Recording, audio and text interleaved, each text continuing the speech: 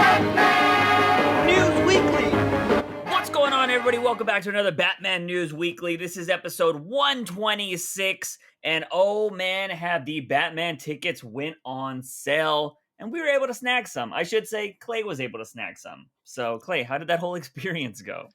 Actually, I will be completely honest. I was expecting like the same thing as No Way Home, and Mhm. honestly, it was not bad at all. It was super quick. I used the app for the theater that we usually go to, Mhm. the one that's close to your house. Yep. Just went onto that app, grabbed 2 tickets, and actually, I grabbed a few because I knew how crazy it was going to be. And I went to social distance. And right now, our city does not have distancing theaters anymore. Yeah. So I went ahead and grabbed a few more, and we're going to be able to social distance while watching this movie. Now, my question is Mhm. to you, because the one that we're going to is the fan event on March 1st. We're not going to see it on March 3rd. We're not going to see it on Yeah. March 4th when it releases. We're seeing it 3 days early. Mhm. Are you going to want to watch this movie for a second time before we review it, or do you want to review it first initial thoughts? Because I that's think that's a big question. I think you'll be in your new apartment by then, right? Yes. Okay. So maybe we both just go home and record maybe a bonus podcast, or maybe we just drop that as the weekly podcast. I don't know. Um Boom! Patreon content. right? Which at this point I feel like a Patreon is something we could easily start up. Oh, And just like I a think so. dollar. Just like a Yeah. dollar. Nothing crazy. Maybe we do shout outs at the end of it. If you guys are interested in Patreon stuff, we could definitely come up with more content. Let us know in the comment sections down below on YouTube. Or you know what? I think I have one. I should really set up an email. We should really just have an email that people could email us stuff in as well. Yeah, I Um, mean, because I know for me personally, through us doing this podcast on YouTube and my other podcast having me go live on YouTube, mhm. I'm starting to see YouTube more as a form of entertainment. While like I used to Yeah. just see it as like oh, how do I do this? And like Google search it, YouTube, watch the video of how to do that thing. And I Yeah. was using it more as a resource tool than anything else. But Mhm. I've been using it a lot more as entertainment. And I know some people still do that, but there's some people who don't. So if you don't want to, you know, put a comment down or anything else, maybe we can have an email so that way we have, Yeah. something that we can read on the show as well. Yeah, I don't think we'd be able to respond to you through emails. I will tell you personally, I fucking hate email. I hate it. Like, I hate It's dealing with emails. atrocious sometimes. Yeah. And especially, like, I work with DC and I work with the company, and there's multiple people that help out in the company because obviously different time zones, everybody's working from home, all that kind of shit. But man, when you're getting like multiple emails about the same thing, sometimes it's so annoying. And and I know this is the perfect place for the Discord. If you've ever been in the Discord, we will go back and forth on topics. So I would hate to do that through emails. But I think if it was for like viewer questions, I think that'd be kind of cool. We can just siphon through the emails and be like, all right, this is cool, this is cool. So yeah, it might be a different thing we can do, because we do currently ask questions on the YouTube channel and on the Discord, in the Discord channel. So definitely something we'll look into. But let us know if you guys would be down to support something like that, because we could definitely set it up. Because yeah, when it comes to podcasts, it is kind of hard to build a revenue stream. And like, I don't know, it's especially we're a super niche podcast, so I don't know like if people will be reaching out like what is it, not Spotify, the other one, the Audible or whatever. And I don't know if we need to reach out to those things on our end. So podcasting is very different. I'm still learning a lot about it. Yeah, So it's like I know that the stuff that I know is only from secondhand because the yeah. people that I do podcasts for, they're the ones that control the feeds. They're the ones that put the ads in there and everything else. I just know how to edit and upload the actual audio. I don't Yeah. do anything as far as like the background stuff. So maybe it's something that I need to ask. Yeah, I mean, definitely. I think it's something to grow with that for sure. And we used to have ads at the start, but they took the ability away from us, or they took it away from the platform in general, which I found out, which was kind of weird. So I don't know if that was just something Spotify did. They needed to pay for Joe Rogan, so they probably had to take it away from everybody else. They were like, "Sorry, guys, we gotta pay this $100 million contract." So sorry. But anyways, ladies and gentlemen, yeah. So Clay was able to get some tickets. I'm not gonna lie to you, Clay. I fucking forgot. So I'm glad you got them.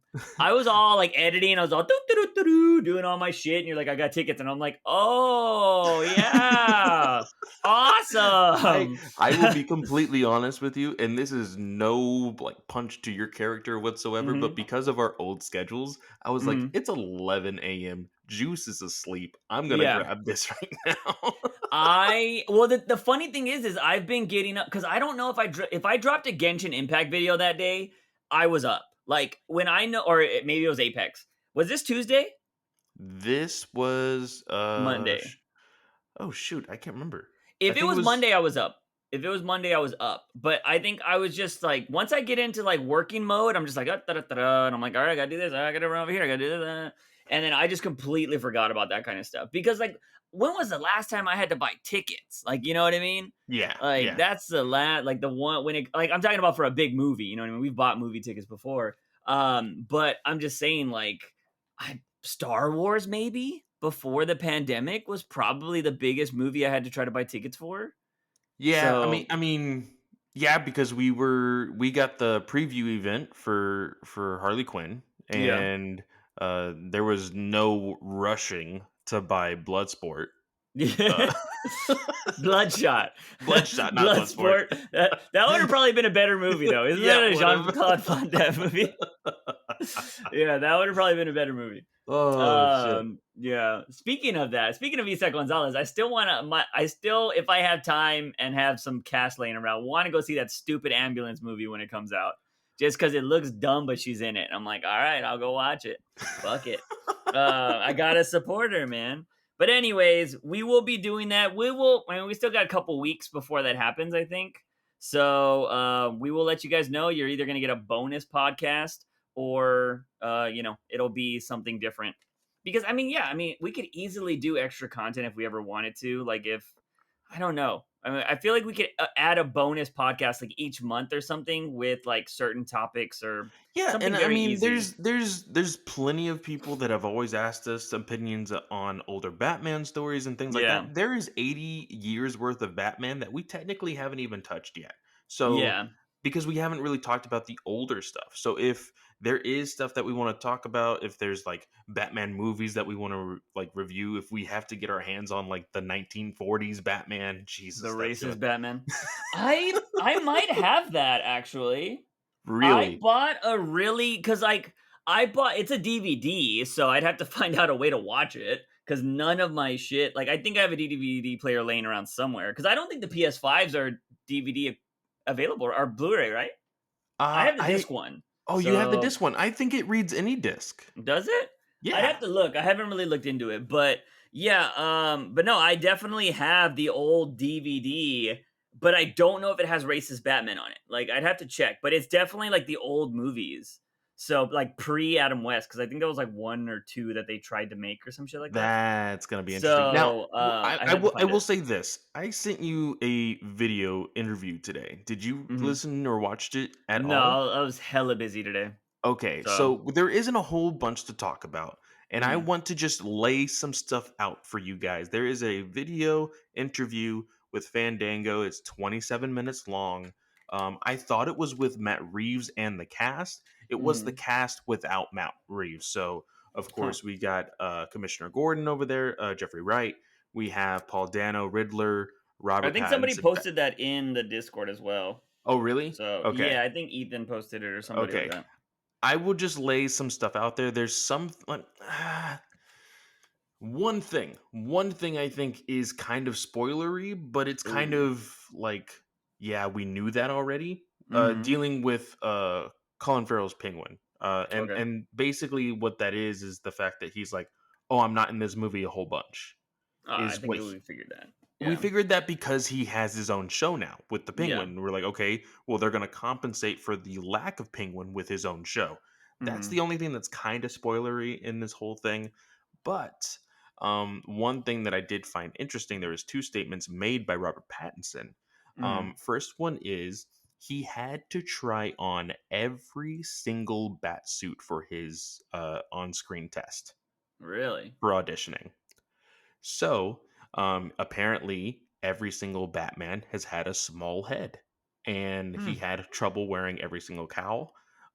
He I think it was Colin Farrell made a joke over Robert Pattinson's explaining everything, and Yeah. basically um, George Clooney has a big junk, so that was Hmm. weird. Um, Yeah, when you think about it, because they say that they have to wear the suits from the previous Batman. If they're the exact same suits, every Batman's junk is touched, like the following one. So, like, Pattinson has gotten like 5 different Batman junks touching his. So, It's weird. It's yeah. weird. But the one question that I didn't even think he was going to even attempt to Hmm. answer, I don't recognize the interviewee. Uh, she was kind of crushing hard on Paul Dano Mm. the entire time. She's like, "Oh, I just love your laugh," and it like got into a weird like silence. And Paul Dano's like, Oh, "Oh wait, yeah. was that my like you're talking to me?" And she's like, "Oh yeah, I love your laugh," and I was like, "Oh, Yeah. that's I'm cringe." glad girl interviewers can be just as creepy as guy interviewers. So, when it's like Margot Robbie or somebody, Oh yeah, Like, for sure, for yeah. sure. But she asked Robert Pattinson the question, "Hey, do you think now that the movie has already been made, the Mhm. one question that people are going to have after this movie is how long do you want to play Batman?" Mhm. I thought he was gonna try to veer off the question. Paul Dano looked like dead in his eyes. It was like Yeah. forever, and Robert like looked like he was kind of hesitant to say anything, but Mhm. he did say, "As long as the people are willing to have me, I will be Batman." Is his Hmm. statement, and Hmm. then he went off to Behind say, the scenes, as long as I'm getting paid to do basically, this, and then yeah. he said, "I first initially talked to Reeves about doing a trilogy." Yeah. Was his statement after that. So Mhm. just some small tidbits from that interview. Like I said, it's on YouTube now. It's 27 minutes long. Go check it out. I found it kind of entertaining while I was doing work stuff. Yeah. You know what would be interesting is if, like, if you could give Reeves his world that he wants, like, but make these movies quickly, you know what I mean? Like, let's say we get, say, obviously I feel like this is going to be a huge movie, right? I hope it's going to be. And that means we already know the sequel is greenlit. I wish they would shoot 2 and 3 back to back and then release them back to back years. And then what you could do is bring him into the DCEU at that point. If we're not going to get another Batman, if Ezra Miller over here trying to say that Affleck coming back possibly, blah blah blah, all that bullshit, if that's not going to happen, then just bring him in. If he wants to be Batman for the rest of his life or whatever, just bring him into the fucking DCEU or blow this whole thing up and start making a universe in his universe. You know what I mean? Like, Yeah, and people have said that like, oh, what about these set photos of like people wearing Superman costumes and Wonder Woman costumes? yeah. Like, those characters must exist if they're in the Batman. Hmm. And like, I made the joke about what if this movie is secretly Creature of the Night. That was Hmm. the book about how Yeah. there was, a real world John kid. Paul Leon. Yeah, the real Yeah. world kid named Bruce Wayne, and it was basically a joke that his parents, named him Bruce Wayne after the famous character of DC Comics. Yeah. What was And his last name in that? Like his real, wasn't it like Wayneson or Wayne? It goes, because it was like he was just using the first half of the name, wasn't he? yeah, yeah, yeah, it was Yeah. it was Like, Bruce Wayne something, and it yeah. was a hyphen or whatever. And Hmm. he basically was like, "Oh yeah, I'm basically Bruce Wayne." Yeah. And that would be really weird because because one thing that both Robert had said, that Zoe Kravitz had said, and Colin in this interview was Hmm. basically saying, and even Jeffrey Wright was saying, Reeves has made this movie so grounded. I know that word again Yeah, after our that last was heated here. conversation. Yeah, uh, yeah. but Which I asked a bunch of other people, and they were like realistic, and I'm like, "Thank you." I had to validate myself. I'm it's the sorry. I'm only way sorry. that phrasing makes sense. It Yeah, I is. just It yeah, genuinely is. But yeah. it's going to be interesting if there is any explanation on that whatsoever. Mhm. Maybe this is just, a corner of a much quote unquote darker realistic DC universe maybe. Yeah. I don't know. How Um, would you I mean, do you still have much else to say? I didn't wanna sorry, I no, interrupted yeah, you. and guys, we are gonna try to like we're probably gonna be messing up as far as like cutting Yeah. people off or whatever because I don't have a camera. Yeah. I still don't know how to get my MacBook to say okay to Zencaster. It's what we Yeah. use. I've gotten it to say okay with everything else, and just right when I logged on, it was like, "Oh, your camera doesn't have permission on this thing." I Yeah. was like, "Crap! I don't have time to deal with this." Yeah, we didn't say So it at the start of the thing, but Clay is still not in his new place, yeah, so it's so stupid. Like literally the day before, the night before I was supposed to move, mhm. the apartment complex office manager sent me an email saying, "Hey, by the way, your apartment is infested with bugs, so we have to clean it." I'm like, "What the Wow. hell have you been doing for this entire week?" Yeah. But Wow. um, go ahead. What were you gonna ask? I was gonna say, how would you feel if Pattinson, like, I don't know if you could do double duty here because it would people probably, well, he probably wouldn't want to do it, but at the same time, I don't know if Reeves would want to allow it. What if we know Pattinson's in his own universe, but what if we had a Pattinson show up in DCEU, but he's playing a totally different type of Batman? I think there are actors that can do it. I Hmm. want to see the depiction of what Robert Pattinson has for Batman Yeah. before I can genuinely say, yes, I want it. Now, Hmm. am I saying it's impossible? No. I am saying that there are plenty of actors out there that have played the same character or multiple characters that are alike in different universes and things like that. Yeah. I would be okay with it genuinely. Hmm. Now, we just what a year ago or even a little before that, we always had the assumption that for some reason studio executives are like, "Oh, the audience will get lost and they won't understand." What Yeah. the studio executives don't understand is that people just want to watch movie, especially the GA. The GA doesn't care about any of this shit. They see Yeah. Batman, Batman is Batman. People are Hmm. still going to think Pattinson is the younger version of Keaton no matter what. Like there's Yeah. gonna be some person that's gonna be like, "Oh, it's Batman. Batman is Batman. Cool, Batman." Like that. Yeah. That is just it for people, and I'm okay with that.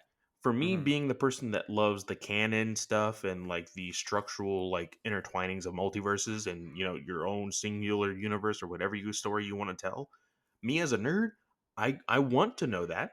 And if you Yeah. tell me, oh, Robert Pattinson is Bruce Wayne in two universes, and then Hmm. I would say, oh, that's how you really do a multiverse because Yeah. that's the genuine way that it's always been told is, hey, the universe is this way, Yeah. and a multiverse is I'm the same person just in a different universe. Yeah. Yeah, not the CW version. Fuck the CW version. I hate the way they do that. But DC's kind of adopted that because they're just like, which still doesn't make sense to me because they are all about saving money on budget, so they will make Barry Allen also the villain and do multiverse bullshit, but then they'll go around and say Barry Allen looks like fucking Stephen Amell. And I'm like, what? I was on. This doesn't make any fucking sense. But yeah, I don't know. We don't need to get into that multiverse discussion again because that always annoys me. But yeah, I don't know. It'll be very interesting to see if he does play. I don't think he goes more than 3 movies, honestly. I don't see him doing more than three. It really depends on how fast WB moves Hmm. on this property. Yeah, And I mean, technically, it would probably be a co-decision because, again, people like coming spring of this year, Discovery is going to have a hand in making this stuff and making the decisions for this stuff. yeah, So, we'll see that whole entire contract finalize, and if it actually changes things, I'll be interested to see what it is. But if not, I'm still interested to see what direction these movies go. So I do think that Pattinson will only be here for 3 movies, and I could see them trying to sway him near the end, like, "Oh man, look how much money we made! Look how much money yeah, you made! Like, let's make another trilogy." But also, it really depends on what Matt Reeves is wanting because it really does seem like Matt Reeves got everything he wanted yeah. in He's getting a this movie. show. Yeah, Yeah, he's getting a whole show universe. He's getting a movie. Like, let's see how far Reeves wants to push this thing, and Yeah. hopefully not into the ground. I think Matt Reeves is also one of those directors that is very like story driven and he wants to do his own shit. So I would not be surprised if we see Matt Reeves movies in between Batmans. Like he's like, "Oh, I'm doing something else right now." And then we're going to do Batman 2 and then whatever. That would fucking suck because it's going to take forever to do that. And maybe WB is like, "No, no, no, you can't fuck around and do that. Like we need these other movies." So I'm kind of hoping they'll drop the hammer on that. But for the most We haven't seen Matt Reeves do any like large contract with WB, right? Have no, we? no. But I Okay. mean, he's just I think just on good standing with them. He doesn't have like an exclusive contract the way like Nolan just went over to Paramount or whatever, right? Or Yeah. Universal Yeah. or Yeah. Yeah. whatever. Yeah. Which he had one with WB prior to that. So no, I don't think Reeves has anything like that. But I don't know if they did sign on for a trilogy, if it has to happen in a certain amount of years. I don't know if that's the way the contract works. Um, but knowing Matt Reeves too, like he'd probably be like, all right, I got 3 months of off time between Batman. I'm gonna film something in between that. You know what I Oh, mean? Like, they. I think it was Zoe Kravitz in the interview was like, guys, you have to understand. Reeves worked day and night in this whole thing, and like in the middle of the interview, she was like, "Yeah, somebody definitely needs to check up on Reeves, like make sure he's yeah, okay. He worked way too hard." And Colin Farrell, he is hilarious in this interview. hmm, He made a statement that I wasn't entirely sure was like the greatest thing to say. yeah, He was like, "Oh yeah, Reeves was a visionary. He's gonna change lives." He's like, "Even if this movie is bad, he's gonna change lives." And I was like, "Why yeah. would you say All that?" right. Damn. Oh shit! It is what it is. I mean, I still remember seeing that photo of him in the freaking studio that was trashed. I was like, bro, clean it up. But yeah, it is what it is. But we don't have to wait that much longer to finally judge if Matt Reeves is going to be the next, like, oh my god, this is the greatest Batman movie of all time. Which that's gonna be said no matter what. Like, this There's movie already could people. suck. There's people posting photos of their preview night, Hmm. like theaters being fully packed or whatever, and they're like, Yeah. "This is the way the Batman gets $1 billion." And I'm like, Yeah. it's a fan event. Yeah. People like their fans are going to go to the first screenings. Yeah. Like you have to worry about the general audience, what they think. And my prediction, I'm not going to say it's going to make a billion. I Mhm. think it's going to make a good 750 million. I think that is a Yeah. safe Yeah. space for it.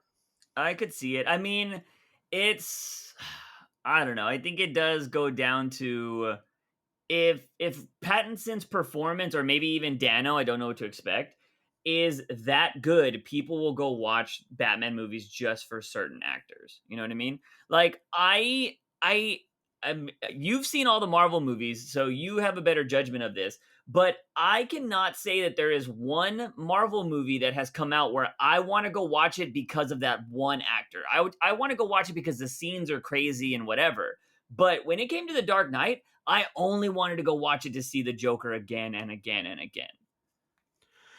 Yeah, I mean, I I was working at the theater whenever I went to go see The Dark Knight, and Yeah. I saw it friggin' almost 50 times. Mhm. Um, but I saw that movie for, of course, I really loved the Joker in that movie as well. I actually really loved what's his name, Aaron Eckhart as Yeah. Two Face. I thought his performance was very very good. Um, I still can't get over the growl of Christian Bale's voice. Like even to Yeah. this day, Well, it's nobody some watched those movies for him. Like they no. just didn't. And I genuinely thought I had to look this up. I thought Pattinson was going to be our youngest Batman. Mhm. Christian Bale is still the youngest Batman. He's younger than Pattinson? Christian Bale was 31 when he became Batman. Oh, No, okay. when they started Batman. Yeah, I got you. Pattinson right now is 33. Hmm. So he barely missed the mark on that. Interesting. Yeah, I don't like I mean, well, he's been denied. Well, I mean, I guess he was 33 when they started, you mean? Or he's 33 right now? I think he like is 33 when they started, I Oh, okay. believe. Yeah, because I mean, this movie should have been out over a year ago. Yeah, So, that you is know, true also. and it would probably went into production what 2 years prior or some shit like that. Maybe a year. No, it was in production last. Oh, it was in production in 2020, right? Like, when it Uh, started, because yeah, he got COVID, and they had to shut it down. That was y- one of the issues. yeah, yeah, yeah. So, yeah, so yeah, I don't know how old he is right now, but yeah, he's pretty young, but for the most part, it is what it is. But like I said, we'll be able to judge that in a couple weeks' time, and we'll let you guys know what we're gonna if we're gonna do a special one or if it's gonna just be part of the podcast. But moving on to another big piece of, I guess, comic news, which is this is the only other big piece of news that we have for this week because it's very light. But it has been announced from Joshua Williamson himself, the current Batman writer, that we're getting another Crisis event, but it's gonna be happy or some shit. Like, Well, he says that like because a lot of the times when you think about crisis, there's going to be death, there's going mm, to be mayhem, and although the heroes always come out alive, like it's always very like nerve wracking, dreading, whatever. yeah, He said in a way, I can't remember the exact phrasing, but it's going to be a fun event. yeah, That it's not going to be all that moody and stuff. I think he's taking small shots at Scott, but him and Scott are actually, yeah, really cool together. So I'm not entirely sure that's entirely true. But I was thinking about this ever since I posted it in Discord, and I think I'm actually kind of excited for this, hmm, and I'll tell you why. So when it came to let's go back into like where I guess you also went into starting to really collect these books is Rebirth. I mean, yeah, after finishing your run on New 52 Batman, you're like, okay, I want to keep doing this. Me, the announcement of Rebirth got me back into comics. yeah, And so I was like, okay, let's jump into this. Jeff Johns writing Rebirth was really, really fun. The freaking I think it was New York Comic Con panel showing all the writers and artists and like the storylines for the very first arcs and everything was really, really fun. It got me really excited for what's coming next.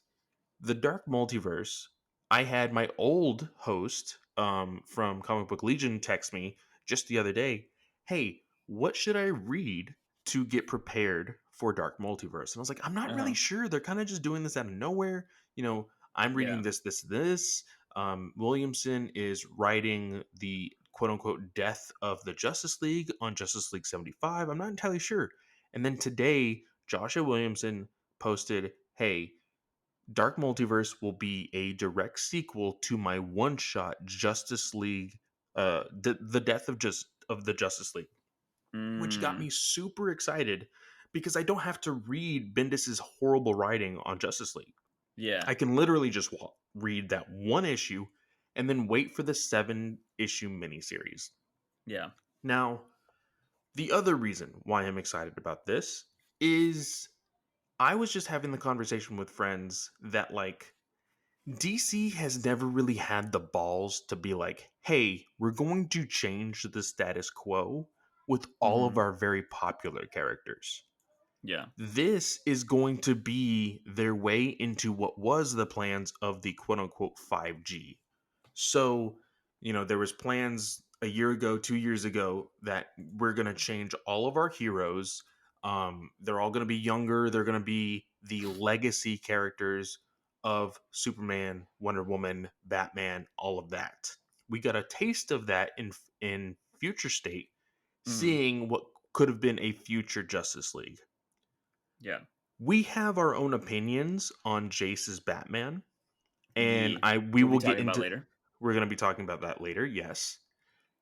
And I want to see what people can do when they are not, and I'm sure they still will because there's things like a Batman Urban Legends out Yeah. and other thousands of Batman titles.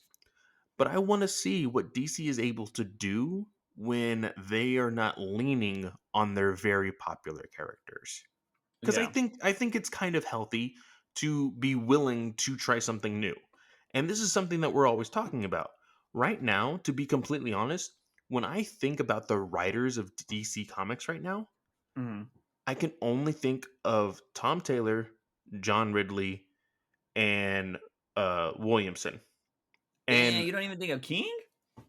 well, because King is a quote unquote exclusive DC writer, Mhm. but he is not contracted to Yeah. a exclusive DC writer, Oh, you you're know? talking about exclusive Well, in not just not period. not necessarily exclusive. Like Tom King is a given for me. Yeah. Like he's just like always going to be writing DC. So it's like Yeah. okay, he's kind of not in the realm of like, oh, these are the DC writers that you need to be reading to your main continuity, because technically right now he's writing stuff that is either quote unquote black label Mhm. or in a separate universe or whatever. Like Yeah, yeah. people True. consider Tom King stuff his own stuff, so that way they can enjoy it a little bit more, quote unquote. Mhm. Which I mean, it's fine, whatever. But like when it comes down to the mainline continuity, stories connect, whatnot, I used to be able to name like 10 writers. Yeah. I can't do that right now. So I think that bringing in a new status quo, new characters, um, and a new Justice League lineup will give the opportunity to people to jump in, create new stories, something that we've always wanted, Mhm. and maybe we will finally get that crazy Wonder Woman run or that Yeah. crazy Wonder Woman story that people are just like, oh shit, because we talk about it all the time. Oh, Superman has the death of Superman. Batman has the Court of Owls. Mhm. We've always wanted something from Wonder Woman. So Yeah. maybe this is around the time that finally happens, or DC can just have egg on its face, screw up, and in a year and a half come back to everything is fine. Yeah. Yeah. I don't know, man. Like it's right now I'm very limited on the only comics I've been reading recently because I've been so busy is whatever we need to read for this podcast, you know what I mean? And obviously I read Tom King. Like I haven't even read Tom King's new one shot or his new series that he dropped for free. Like I Yeah. haven't even read that. I have his Supergirls piling up and I haven't read those because we don't cover that on this show. But I've been buying them still. I just haven't sat down and had the time to read them just because I just haven't. I bought a shitload of manga too, and I haven't even read that. And I'm just like, "Oh, I just don't have the time. And don't even get me started on the Ed Brubaker shit that I bought. And it's just like, I got too much, man. And so something, DC would have to do something really exciting for me to pick up a bunch of new books. Now, I agree that like DC's never had the balls to do something, but I think they need to have the balls to do something along this. You need to have a crisis event, right? But you need to have a crisis event that literally blows your freaking characters out of existence, in my opinion. Not maybe not like they disappear, but you could have something along the lines of there's this crazy event going on and let the Justice League sacrifice themselves, whether it be in heroic ways or whatever, to leave people behind to be the next generation. That way, I am not in my mind thinking, oh, I can just go read something else. Like I know that this is the future. And if it fails, it fails. You know what I mean? But you need to give me a reason, one, that the old Justice League is gone, because I'm gonna always be asking as just a random reader, like, well, where's Bruce Wayne Batman? And where's Clark Kent Superman? Like, you know what I mean? Yeah. But if you want me to care about this new generation, you have to eliminate those other ones. Now, if you want to start doing like start a legacy series for all of those, and like maybe they have their own books, like you're gonna get one Wonder Woman book from Diana. You know what I mean? Like, bam, that's gonna be her book. That's the only Wonder Woman thing we're gonna do, and people could read those. But I wouldn't make them weekly. I would make them like they come out once a month. You know what I mean? Yeah, no, Uh, that makes total sense. And I was thinking about this, because like I said, I was having conversations about this once this announcement was made and everything else. I know that y- Juice does not read a whole lot of Marvel. mm-mm, I read it, I try to read, one or two titles weekly or monthly, depending on what title it is. I'm caught up on Daredevil, I'm caught up on Shang-Chi, I'm caught up on Spider-Man, things like that. And in some of those titles, in some of these stories in Marvel, characters sorry. have legitimately Sorry, guys. charac- I ate a piece of candy. I dropped the thing. It's what it is. characters have legitimately died and stayed dead for quite some time. Like Yeah. there is an unwritten rule still to this day that the original Gwen Stacy cannot be revived. And technically, the original Gwen Stacy is still dead to this day. Yeah. There has been other Gwen Stacy's from different parts of the multiverse or whatever, but Hmm. the original Gwen Stacy is still dead. And there was a time where freaking Captain America was dead because of the whole Civil War thing way Yeah. back even when I was in high school. And then recently Iron Man was dead and he came back. Like, but it was a while before they came back. Yeah. DC, it feels like, oh, this person's dead, but hey, in like 6 months time we're going to see him again. Like, Yeah. they are afraid to get their big, AAA players like away from the limelight. And I just think that there's so many characters in the DC universe that Hmm. we are not using.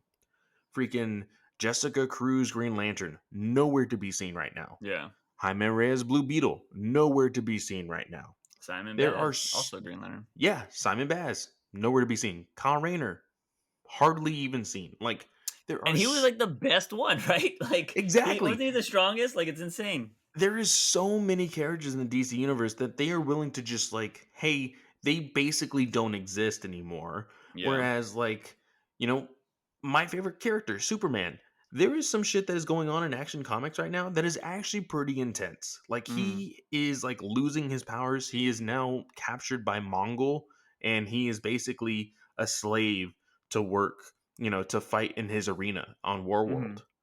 And the build up to it I thought was going to be really, really stupid because I didn't necessarily like it. But Yeah. right now, it is a really great story. Hmm. And the rest of the league has no idea. Yeah.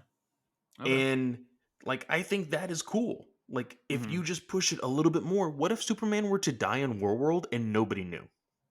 That'd be kind of cool. Like, it would be legit. And so you have John as Superman, living his Superman life, and then randomly 5 years later he's like, oh shit, where's my dad, you Yeah. know and then, like, that's when people start to question, he hasn't been around in a while, what's going on? Like, this, I feel like sometimes you need to do that with your characters. They did it with Yeah. freaking Batman with Final Crisis. Now, I wasn't reading it at the time, so I don't know exactly how long that took, but he technically wasn't even dead. He had Yeah. his own miniseries where he actually just was sent into the past. Like, they Yeah. That shit need was to wild. they need to be able to risk some things in order to, you know, one, bring a new character into the limelight, and two, like, the story will be worth it. You just gotta wait and see. Yeah, I think unfortunately, the new world of media doesn't allow like people are scared of a slow burn. Everything's got to be bang bang bang bang bang, Yeah, yeah. like the Damn new you, anime TikTok. fans, yeah, new anime fans fucking are impatient compared to old anime fans, you know what I mean? Like we grew up on Dragon Ball Z that took Do 30 you know episodes how to get many a fight. reruns of Dragon Ball Yeah. Z I had to watch Like before I dude, could get a new season? I saw Vegeta go Super Saiyan and get his ass whooped by 18 so many times before that thing progressed. Freaking broke his arm, dude. Yes, I still every remember that time. one frame. Yeah, I remember him getting his arm broken, and then the episode's like ending, and then I'm like, oh yeah. And the next episode is Raditz getting to fucking DBZ, and I'm like, oh my god, Raditz again?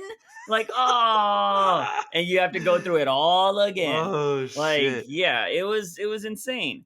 But yeah, I think everybody just wants like everything needs to happen, everything needs to happen, and I think that's why like I hate the CW model where they come up with a problem and they either solve it the first episode or the next episode. Always hated that. And Yeah. like Gotham did it too. So it's a bunch of TV shows that do that. And yeah, I don't think, and I think that's why I admired Tom King's run so much, is because it's spanned 85 issues.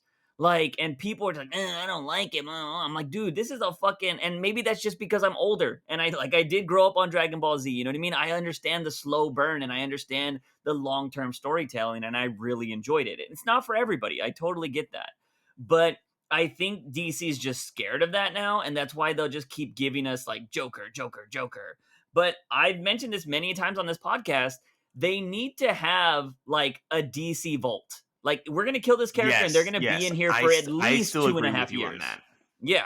and just do it. Because here's the thing you could do. Say you kill the Joker. Like, I know it's huge. Everybody's like, what the fuck? Oh my God. You don't bring out any news stories with the Joker. You just go like, all right, we have stuff planned for the Joker, but we're going to release like, maybe a graphic novel in a year, maybe do something else. We're going to revamp one of his old stories in a year, and we're going to re-put that out there. You make the sales with the graphic novels, you know what I mean? But you don't make any new storylines with the Joker. And then just imagine when you're finally going to bring him back, you have a countdown. You start having a countdown to like, what is this countdown for? Why is there this random countdown just happening on all of DC's websites? And then when it hits 0, you fucking have the Joker show up.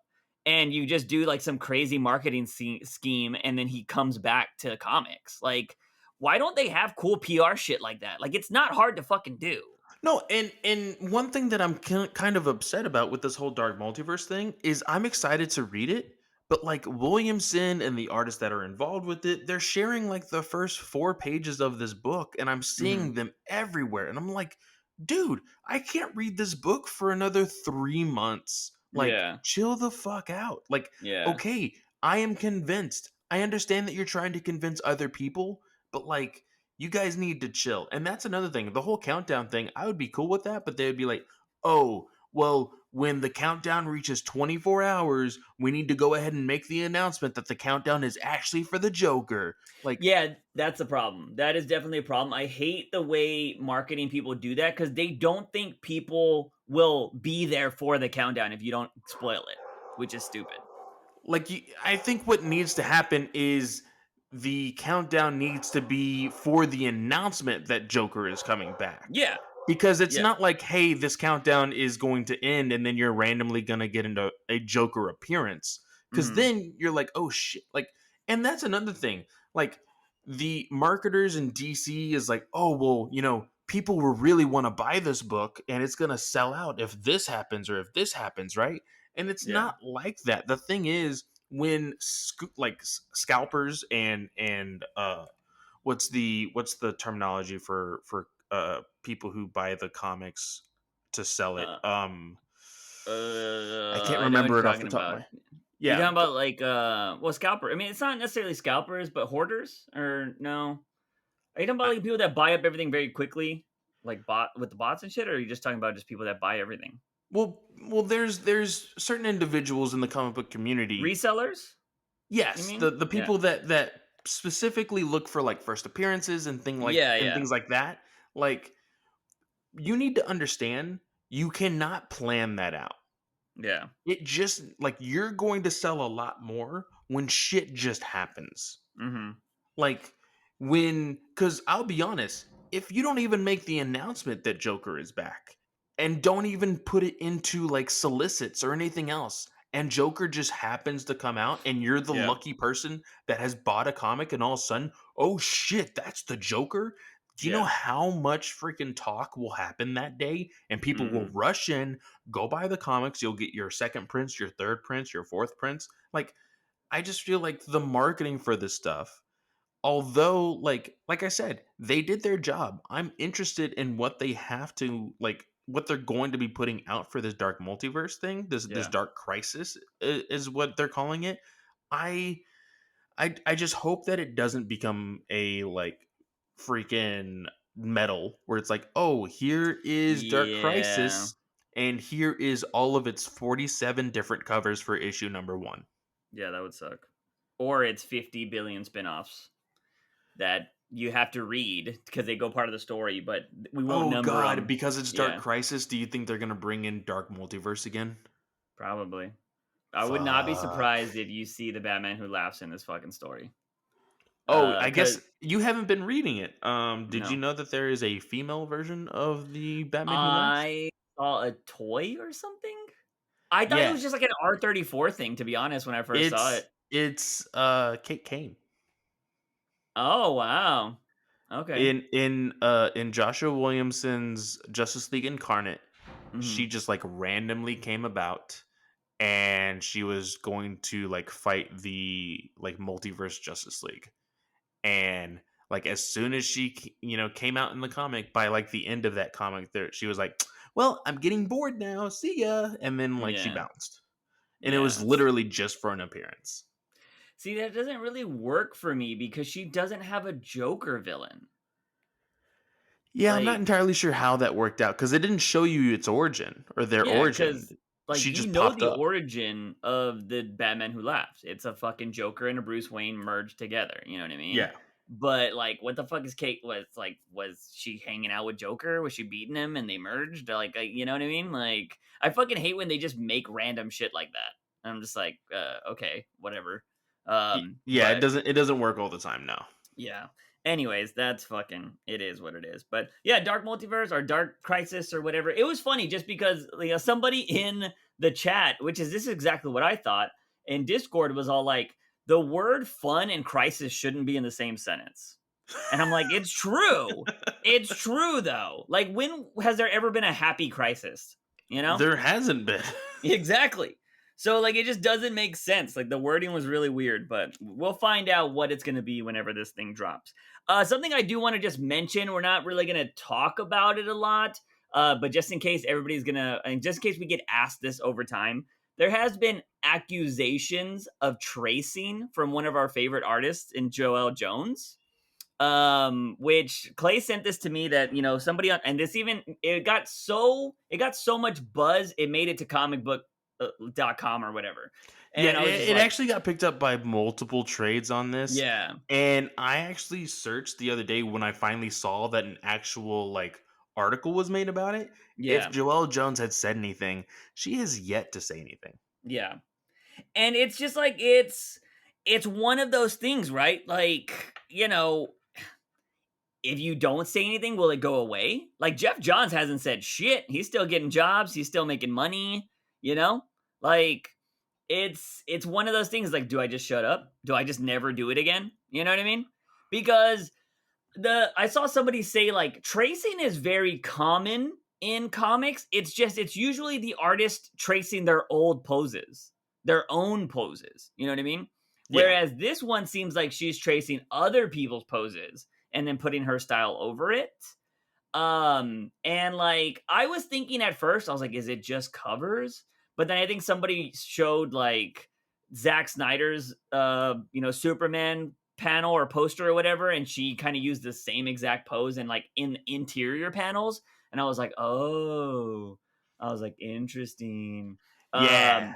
And the funny thing is I would still, even if she comes out and she's a crazy tracer and she just puts her art over it, would still take Joel Jones' talent in a heartbeat because I couldn't even if you allowed me to trace the exact thing, it still wouldn't look that good. Not condoning what she did. I'm just saying, like, it fucking sucks. But this is all allegations. We're not gonna say this is proof or whatever. I did tell Clay that if this does come out and it is 100% true, her art is gonna tank. Yeah, Like, and there's already people. I told this to Juice when I was texting him. There's already people that have been like, "Hey, I'm gonna go ahead and swear off everything Joelle Jones. Like, I am not mhm, buying a single one of her comic books again." Now, there has been one artist that I know of on mhm, my Twitter feed that has like basically come out to say like, "Okay, you know." Other than the fact that like the industry doesn't treat artists as well, blah blah blah blah blah. The yeah, most artists are sorry that this happens, blah blah blah blah blah. And he made the same point that you did, like mhm, not with Jeff Johns, but with another artist apparently. And they're like, okay, well, what happened to him? Nothing. Like, mhm, and sometimes there is a big, backlash of it, and sometimes there's even jokes made about it. So yeah, you probably don't know this artist, but there is an artist named Greg Land.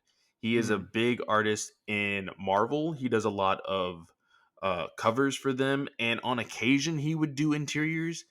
Well, he was found out by he on his covers yeah. actually used porn as his references. Oh, I have nothing wrong with that. I see No, no problem with it that. but that's the thing. Like it became a meme in the Yeah. comic book community, and even on the whole thread of this whole Joel Jones thing, Mhm. people were like, "Well, at least it's not porn." Yeah. like, Which like we need to get out of that stigma. Who fucking cares? I I don't. don't And here's the thing: I actually kind of like Greg Land's freaking like yeah. I covers. don't They're know who not this guy bad. is, but like My thing is I don't it's so weird that, like, people will put, like, "Oh, it's okay if this person has a drug problem or a, like, alcohol problem, at least they're not doing porn." Like, they'd probably be getting paid if they were, though. If they were, like, have you not seen OnlyFans? Like, look at how much they're making. Like, it doesn't make. I don't understand this weird stigma about, like, and I think as I'm getting older, it's getting more annoying that I see this stigma, especially now that I'm playing spicy games on my gaming channel. But like, it's so weird. Like, I didn't mention this, or I had to take this discussion to DMs but yesterday, and like this is not like nothing crazy happened in the DMs, but it's this conversation that was happening. But somebody joined the Discord yesterday that is a spicy game developer. And I was just all like, oh, okay, what's up? And I started hearing about this person's game, and he told me, he's like, dude, I'm glad you're playing this game because it brings awareness to these types of games. And I was like, dude, that's kind of what I want to do. I was like, I've been finding out a lot of people love playing spicy games. They don't like talking about it though. And I'm like, I'm just trying to break a stigma out here. And he was like, no, dude, I appreciate it. Like, as a developer, I'm glad because like it's showing that people play these games and it's bringing awareness. So I really appreciate that. So I was like, that's kind of cool. So I got his game and I might be playing it too. So we'll be Nice. seeing. But yeah, I just think it was very interesting. But yeah, that whole thing, it's but when it comes to comics, that's like a huge thing, right? Like and it's always going to be a double standard because we see dudes with their shirts off and all this stuff. Maybe we just need to start seeing but well, I don't know. I was going to say like it's always a big problem, but I don't know what's worse because Bat Dong got or Bat Dick fucking canceled pretty much a whole series. It Oh seems or yeah. changed the whole series. But like I think if that would have come out with like a woman or something like that, it wouldn't have been a big deal. You're not going to see Black Label change. Now, does that say is it worse because it's so natural to see that with women? But it seems like it's always we always have that argument of like it's objectifying and stuff, right?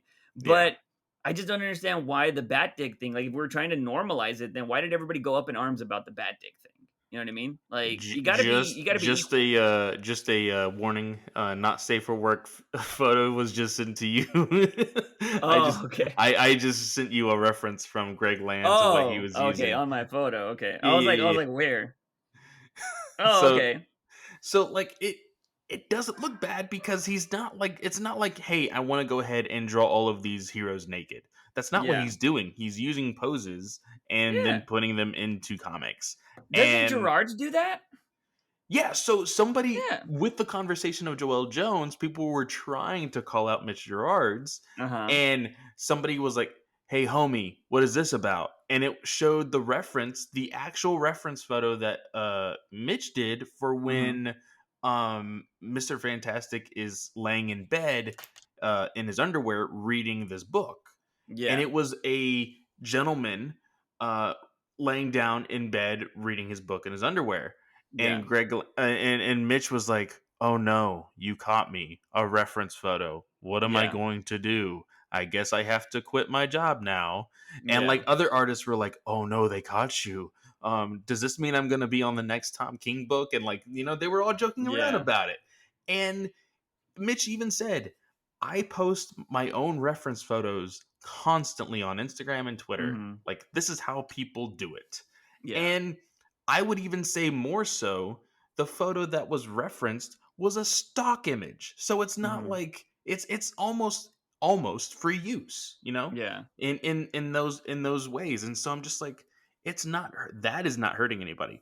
Now, if you legitimately take somebody else's art, trace it, and then say, "Hey, this is my work," Yeah. that's kind of shit, you know? Yeah. Yeah, I agree. I would like to see because so I'm trying when I saw it, I was like, all right, how I'm not trying to justify it, but I'm like, why would she do this? Because she's talented. Like, I think she has one of the best Catwomans of all time, in my opinion. So I'm like, why would she do this? So I'm like, I wonder if it and I if it shows like over time she's been doing this since the start of her career, then that's just damning, right? But I'm wondering if it's just happened in the last like couple years, like when she's gotten really popular or whatever. And I'm wondering like, did she crack under pressure? Is she like, I need to save time because I'm not meeting deadlines? Because I know when Catwoman was coming out, the one thing I noticed was she wasn't doing a lot of backgrounds. Like it was Catwoman behind a like pink panel or a purple panel. Yes. Like she was just doing the body, and she was like, "Fuck the backgrounds, y'all get the gist of it." You know what I mean? And so I started noticing that over time, and I'm like, was she cracking under pressure? Maybe because she was writer and artist at that time, and she was probably still doing covers here and there. So I'm just curious. Like, I would like to know the mindset of why she would do that. I'm not condoning it at all, because if she's tracing, she's tracing. She'll pay for that on her end with her, freaking art dropping. So yeah, I don't know. I just wanted to cover it just in case, because we have talked about Joelle Jones before on this podcast. We've admired her; she's awesome. But yeah, that was pretty interesting to see this week. So it is what it is. But from there, ladies and gentlemen, let's knock out these viewer questions before we go into the Peacemaker review. So let's see. We do have one trivia one from Nevik over here saying, And it's "What is not it's not even a trivia question. That is yeah, it's he even said maybe it's a little yeah, too easy, and it really is. As soon as I saw what the question was, I was like, yeah? "Oh, I What know is the the answer." name of the unholy union?" Oh, we just talked about that, It's the right? Batman Who Laughs. Yeah, yeah, that was too easy, Nevik. Come on, make it a little harder, my guy. Don't make it something I actively hate. Come on. But let's see. Now we have something from Raphael, who is a usual poster over on the YouTube channel, which, by the way, we've been going up in subs lately. One of that's because I told everybody to leave my gaming channel that doesn't care about my gaming stuff and go to this channel. But we have slowly been getting subs. If you guys have a YouTube account, go subscribe to the Batman News Weekly podcast. It helps out the channel. But Raphael says, "Hello, I just read Batcat number 10. Incredible issue. I love Clayman's art. It's so welcome that I missed it a lot. And then it says, I know that maybe the issue does a couple of things that you don't like. And on top of that, King has shown himself against this resource. I try not to say anything because of the spoilers, which we're going to be talking about this issue later today. Um, I feel that the dialogues have been very rich in terms of themes and identity of each of the characters that totally make up for it, at least for me. The ending of the issue was really powerful, in my opinion. I feel like it connects totally with some of the themes in the Batcat special of last month. My question, in terms of acting, although there is always talks about who could be Bruce Wayne, who could play Bruce Wayne better, which actor do you think would make the best Alfred Pennyworth? I have been watching a movie in which Ian McKellen acted, and it gave me the feeling that he could play the character very well. He is the actor who played Gandalf and Magneto. I don't think Ian McKellen would necessarily be the best Alfred. He could do good compared to other Alfreds we've had. But I was talking to Clay about this when I read this originally. And I was like, nobody has done the Alfred from the comics or the animated series. An older British man that is balding with a mustache. Like, we've always got clean faced Alfreds. And I want freaking British butler Alfred. That's what I want. And he's got it. I want him to be balding. So I I was like, let him have his hair grow out, have it get all cul-de-sac-y or whatever, give him a little mustache, and give me Patrick Stewart. I will take that. I think he would be a good Alfred. He's got a little And sass. Like, I think it'll I work. okay, so I have two that are Mhm. going to well, I said before we started recording, I said John Hurt would have been an amazing Alfred. Yeah. R.I.P. John Hurt. Then you said, "Oh, maybe Eccleston." We were talking about Doctor Who, Yeah. so maybe Eccleston could do it as well. But then I came to think we already have an Alfred. He's in Titans, freaking Game of Thrones dude. Like Oh, yeah, he could be a good Alfred. he could be Yeah. Alfred. And then, hear me out. This is going to be a strange one. Beyonce. Mark Strong, Mark the villain Strong. from Shazam. He played Sinestro in the Green Lantern movie. Oh, yeah. I could see it. As long as he, had the mustache. You got to give I me the Butler mustache. I could see him with like a little something there. Hmm. I could see Yeah, him with a Mark little Strong, I could something. see it. Yeah, that's not a bad shout. I think that could work. But yeah, I'd go sassy Patrick Stewart. That's what I'd go. But yeah, I don't know. We that was interesting. The interesting question there, because yeah, we don't we often everybody thinks about Bruce Wayne. Nobody ever really thinks about Alfred. Yeah. So I'm still waiting for the damn Dick Grayson announcement. I don't know when the fuck that's gonna happen. I I want that know to happen that like already. it was getting really hyped up and then all of a sudden just fell off the face of the earth. Like Yeah, nobody has been talking about it since the last two. Like, oh, he's in the talks. Oh, it's been offered to him. Like nothing. yeah. I Nothing wonder if they're whatsoever. discussing money, and I wonder if it's one of those things where like, hey, we need you to be around for a while because you're gonna be Batman eventually.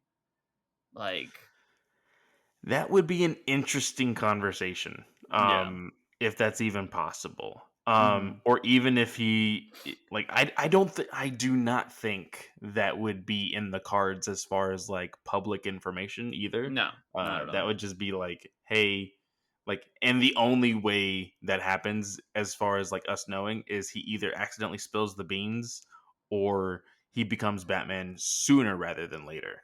Yeah, yeah. But I don't know.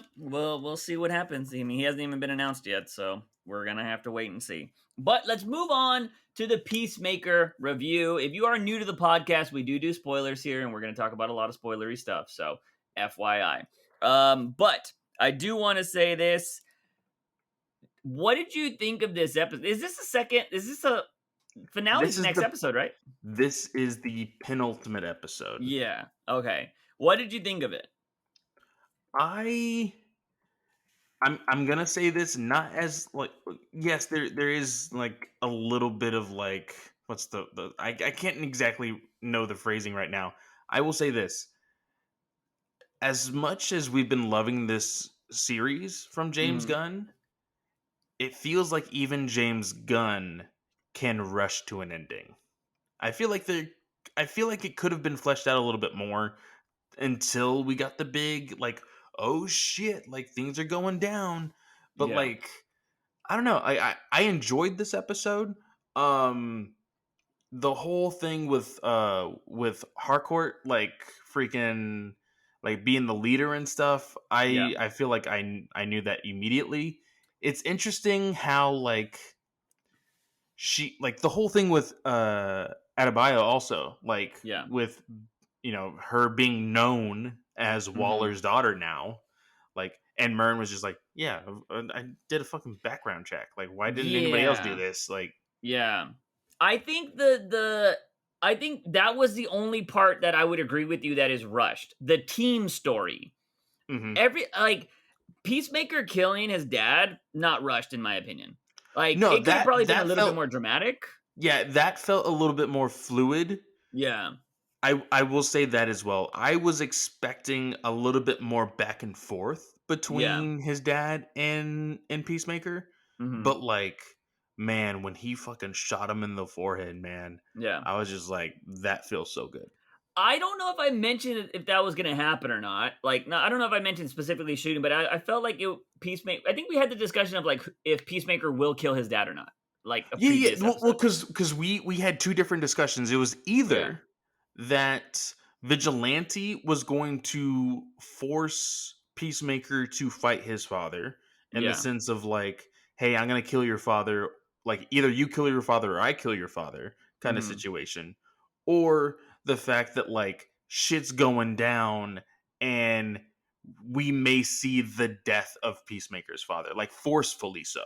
yeah, And this didn't necessarily feel forced in the sense of like Peacemaker having to be like, I have to do this.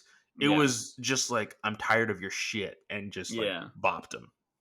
Yeah, I will say you could have like played on what happened in the I think first or second episode where Vigilante was like, "Step over, buddy, I got this." Like he could have had a little bit more dramatic pause where Peacemaker couldn't kill him, and then Vigilante comes up and he's like, "I got this, buddy." Although he had already tried to kill him with a grenade before that, but Fucking he wild. yeah. He was like, you could have had him been like, I got this, and then right when he's about to pull the trigger, Peacemaker does it, like he takes care of it. He's like, no, I got it. Like I can take care of this. So that could have built like a bond, a little bit more bond between them. Yeah. Um, I will say I was worried that Vigilante was just gonna die, like because he There got was there was like two moments where it was just like, yeah, okay, the grenade, he disintegrated. I was like, oh yeah, fuck, he died. How could they freaking kill him like that? And yeah, then there was the second time when he's driving the car and then he fucking just starts to like go unconscious or whatever. I was like, what the fuck? Yeah, I was Like, like, what's "Not going like this." I was like, "Come on." And so, I was a little worried there because and I hate when fucking people do this, but I think it was John Cena or James Gunn, one of them came out and said that the finale is gonna be a tearjerker, and I was just like, "Damn it." I was like, "That already tells me somebody's gonna die." And I'm like, "I don't want that to happen." You know what I mean? Like, and that means it's either gonna be, like, Vigilante or Eagly. And, like, that both of those almost happened in this Dude, episode. the fact that Eagly almost freaking died, I will Yeah. say this, he was being a badass once again, and I was like, "Oh, this Mhm. is so cool. He's killing all the freaking racist people." And then he started to freaking spearhead freaking Peacemaker's dad, and I was like, Yeah. "Oh shit. Like what's going to happen? What's going to happen?" Yeah. And the fact that he freaking sucker punched him right in the, like when he fell to the ground, I was Yeah. like, "Oh shit." Like James Gunn just killed a freaking animal in Yeah. front of thousands and millions of viewers. This is not going to go well. Yeah. And as soon as you see him like at the freaking veterinary freaking hospital or whatever, I'm like, okay, like we're fine, we're good, Yeah. we're finally Yeah, okay. they did the whole, like, what's her face? Adebayo got to see the hug from the eagle, which inspired her to be like, "I gotta be here. I just saw a man hug an eagle." You know what I mean? Which Um, I do like the flashback. I wasn't yeah. expecting to see the flashback between her and Peacemaker Yeah. in from the very first episode, because you also need to remember, like, as of right now, again, for some odd Mhm. reason, like I understand like shit's going down and it kind of would kill the vibe to just be like, "Hey Peacemaker, sit down, we're going to tell you everything that we've been hiding from you." Like Yeah. that is still like something that may wait until the finale, Mhm. because at this point Myrn is dead. Peacemaker Mhm. does not know that he was a butterfly. Yeah. Yeah. Yeah, it'll be very interesting to see what's gonna happen here. So, two things I wanted to happen on this episode, and it could have led into the next episode, and maybe it will. Is we this is what we're talking about where it's rushed. There, we know the cops are going after them. We know that from the last issue. So Harcourt, Myrn, and Adebayo are all trying to get ready. Like, we got to get the fuck out of here. And well, when he's gathering all his stuff at his hotel or whatever, the police show up, and he radios Harcourt and what Adebayo, and he's like, finish the mission. You guys got this. I'm proud of y'all or whatever he kind of says. And he ends up going out. He dies. And the butterflies are like, how the hell did you know about the cow? And that's when they find out he was also a butterfly. And she kills him by crushing him. And they're like, you murdered him. He was a warrior. And he's like, we had no use for him. What the fuck was he going to do? Yeah. And so that was pretty interesting. Then it was weird. They go in there and they're shocked that he's dead. I'm like, you just heard gunfire and he said carry on the mission. So Well, I thought that was kind of I weird. don't think it was they were shocked. I just think that Hmm. it was like, this fucking sucks, because like Harcourt said, like Yeah. he was our only way to get to the cow. He was the True. only True. person that was really helping us get to where we needed to go. Yeah. And like I felt a little weird that like she was so connected to like Harcourt, like picked up the butterfly and was like Yeah. crying over it or The whatever. butterfly is kind of stupid, to be honest, because he got shot in the heart. He could have just chilled until they left and then buried out and got somebody else. Like, Yeah, that's a I'm not pretty entirely stupid sure. Like butterfly. that's a good. So I wonder if like, and again, we saw them at the freaking factory where Yeah. Peacemaker was shooting everybody in the head. So Yeah. clearly they're gonna die from that. But like, is it even possible that maybe they are like attached to like their nervous system, and so if they do get shot, it actually does hurt them, or Could if be. or are they literally just meat sacks? You know? Yeah, yeah, I don't know. Is it like yeah, is it like Daleks, Like the Dalek body doesn't matter. It's the fucking thing on the Exactly. inside. Exactly. Yeah, I don't know. Pretty interesting, pretty interesting. But yeah, I thought that was kind of weird. And then I just thought they glossed over Harcourt and Adebayo. Like the whole like finding out that she's working for Waller and stuff. Here's the thing. I would have loved either Harcourt or Peacemaker to kill Adebayo. But optics wise, taking out the two black characters of the show would have looked really bad. It would have looked real sus. Yeah. And So I will go ahead and say this. I don't think Adebayo is dying.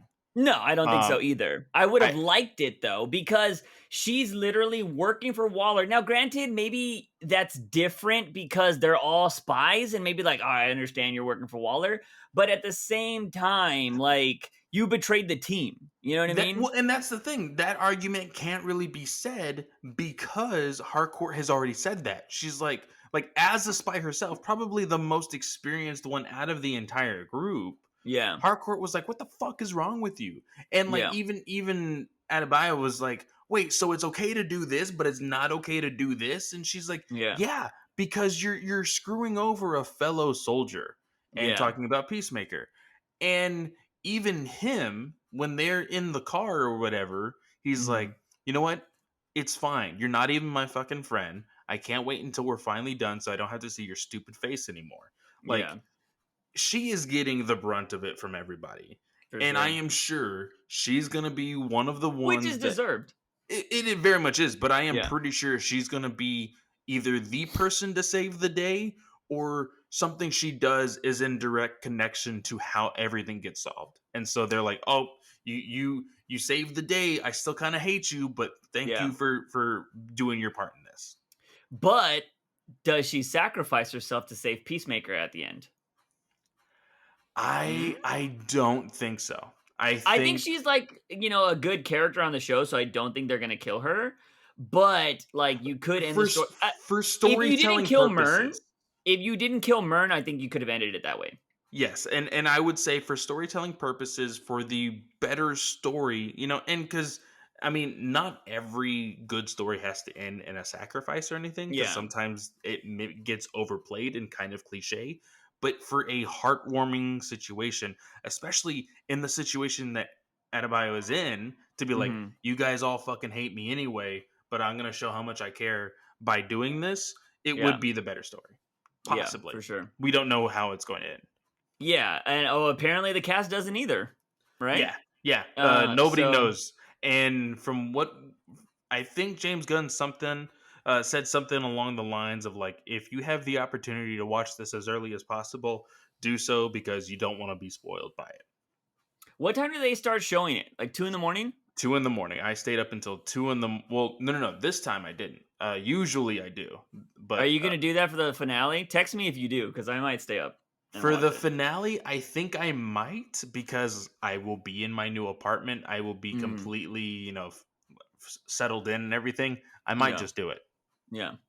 Yeah, because I always forget. I mean, because I'm pretty sure I was up past 2 yesterday, so I could have easily watched it. I have been the last few nights, so I could have easily done that.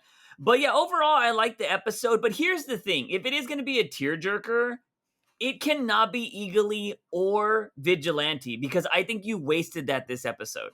Like, they almost both died, so you can't have them die on episode 8. Like, I don't think you take away the emotional attachment, in my opinion. It's so weird because for one, I will I have come clean about this and I will come clean again. I was not somebody who's like, "Oh yeah, Peacemaker is definitely the show that everybody needs right now," Hmm. whenever it came to the ending of Suicide Squad. Yeah. This show has, proven me wrong in the sense of like this is a fucking good show. And Yeah. because of that, James Gunn as a filmmaker does a really good job at getting his characters and being like, "Hey, I'm going to make you want to care about these characters." Yeah. And although Vigilante is not a character that I'm like, "Hey, he needs to survive at all costs." He is the one character that I love no matter what. Like Hmm. if he dies, it's going to suck. Yeah. Same thing with Ely. Like, I thought it was kind of stupid having an eagle as a pet, but like after the last two episodes, I'm like, holy shit! Like this isn't just a pet; it's a fucking monster. Yeah. And killing him would be like, ah, shit. The reason why I think killing Vigilante would be a bad idea is because Vigilante right now is taking the spot of the brother that Peacekeeper had that he killed. Yes, And yes, I don't think you should kill him. You should, if let's just say this series goes on for another 3 or 4 seasons if they're lucky. If the earliest you kill him is season 3. because you use season 2 to build their relationship to where he actually thinks he's a brother, and then you go into the majority of the next season and somehow he dies and he mourns his brother. That's how you do Fucking turning up the radio. What are you doing, man? There's no time to rock right now. Right now is it. the wrong time. Yeah. Like, dude, it's And so again, good. James Gunn does the. Oh shit! You know what? What? I don't think I watched the end credits. Was there an end credit scene? Yeah, it was I think it was just a guy at the podium talking more shit, just like saying other biblical bullshit or some shit like Oh, that. okay, okay, So okay. I don't think it was anything. It didn't have anything to do with rocking. I'll tell you that much. Okay. And So and and yeah. that's the thing that James Gunn does a really good job at like playing a joke over and over again and it hitting. Yeah. And the first time was of course with Peacemaker with I keep forgetting his name. Economos. He's like, "What are Hmm. you doing?" He's like, "Are you saying there's a right and a wrong way to rock? A Yeah. right or wrong time to rock?" Of course, Vigilante tried it. And then at the very end, Economos, did it, turning it up, and then we Yeah. see the more softer side of Hardcore. Hardcore as well. One thing is, we can't assume that Hardcore is gonna die because she's already accidentally been confirmed for freaking Black Adam. Oh, really? Well, I Yeah, mean, it makes sense now that I think Myrn had to die if she's going to be the one that connects everybody, right? yeah, Like, and it makes sense because maybe at the end of this series, Waller is like, all right, you proved yourself. Now you're going to be my main lady for everything. And that way, because you can't pay what's her name, right? She's an Oscar award winning actress. Like, so she doesn't have the time to be in every fucking Suicide Squad show, you know? yeah, But James Gunn, if he's directing them, that's his girl. yeah. So yeah, you could be in everything. And so that's really cool that they are trying to build something because I like that. But the one thing that I did love in this episode that only had a little bit of time was fucking the ninja dude. What's his name? Judo The Master. Yeah, judo master. I love that you had like they just nonchalantly go, where the fuck's judo master? Ah, fuck it, doesn't matter. And like he's outside a convenience store, all Eating Jay hot and Silent Cheetos, Bob. dude. I Yeah, love it. he's just chilling. And then fucking these two assholes, they're like, "Oh, look at you, little man." And he's like, "All right." And then they come out talking about some other bullshit, throws one of their heads through the window, fucks up the other dude that actually tries to fight him. And then the guy inside's like, yeah! Like the convenience store dude was perfect. And then he picks up his bag of Cheetos and leaves. Like it It's was so just good. awesome. It was so Now, awesome. now it does seem that Judo Master does know something Yeah. because, like, when he got shot by Adebayo, he was about to tell Peacemaker, like, "Oh, you don't know about the butterflies? They boom," and he was shot. Yeah. So I Yeah. do think the one thing that will hopefully be some sort of a saving grace is that, well, I don't know, because technically Judo Master was working for Goff, like in the Yeah. beginning of all of this, technically. Hmm. So I still think he may still be a bad character because he actually went to go find Harcourt and Adebayo and got the shit beat out of him. Yeah. So Yeah, I it'd be don't very know. interesting. Yeah, he did get the shit beat out of him. It was cool to see her fighting. Like, I really Yes, like yes. that. Like, and I think that kind of showed more than anything that, like, okay, she is starting to take that lead position. Like, we are Yeah. starting to see how strong she is and whatnot. Um, dude, those fucking veterinarians, dude. Oh, that was the second thing I wanted. Okay, so the veterinarians, this would have been something I would have loved James Gunn to do. Because at the end of it, because we see Vigilante being all like, we have to kill them. They're like, no. And she's all like, "Oh, we actually, Harcourt wanted to kill them for the mission. But she's like, no, we don't have to. They're not going to remember our fate, or they're not going to remember blah, blah, blah. And at the end of it, when they're all talking about like, we got to go fucking do this or it's over, they have guns for some reason. And they're like, let's fucking do this. We're on your team. And They're they're like, like, no. no. Yeah. They're like, you'll die. And then we're like, we are going to have to take your van though. And then they tie them up with nice ties and ropes because Vigilante cares about skin.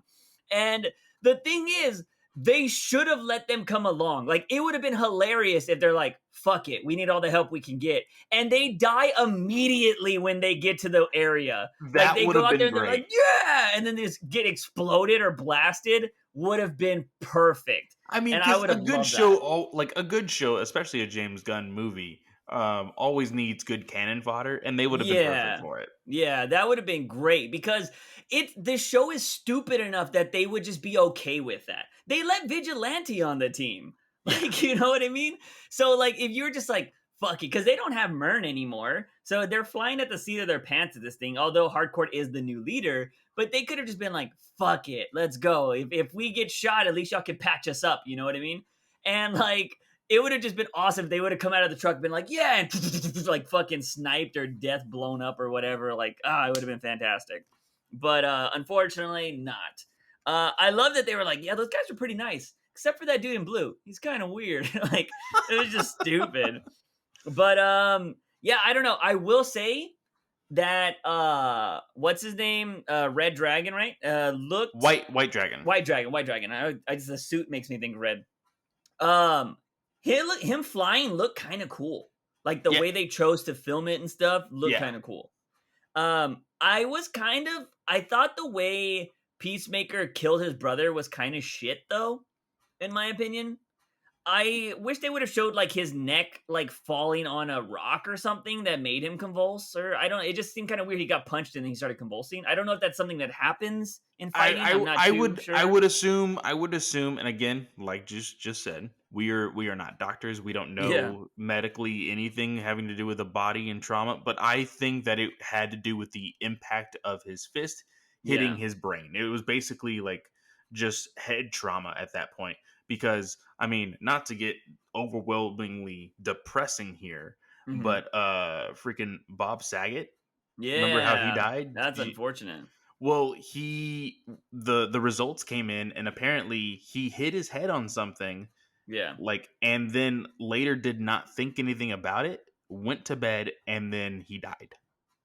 Yeah, see that doesn't help my anxiety when I read that because I'm like I've hit my head before. I'm like, oh my god, now No the fucking shit, dude. everything like, Like, oh shit. Because I thought I was like, all right, he's 65, heart attack. He probably did a lot of drugs. I was like, it's gonna be something like that. He hit his fucking head. I'm like, bro. I was like, I do that sometimes going like under the sink or something. I'm like, oh shit. Maybe because he was older, maybe it was just worse. I don't know if yeah. that's the Well, case, and but there's this thing called internal bruising. So like when yeah, people hit their heads, everybody's looking. Well, is there a bump? Is there yeah, something that you can feel? If that's the case, you're like it sucks, but it's okay. When you don't feel a bump and it like is still hurting or whatever, that's when you need to seek medical attention. yeah. But like I think that's what ended up happening was the fact that Chris, as his younger self, punched Yeah. his brother so hard in the head that there was just brain trauma that like immediately took over. Yeah. Yeah, and then his dad instantly blamed him. He was like, "You killed him, you dumb fuck." And I'm like, you yeah, which son it of a was bitch, you yeah. freaking let them fight. Like you were Yeah. basically forcing them to fight for a show. Yeah. But, there's a lot of parents that do that, so it's Yeah, unfortunate, there but is.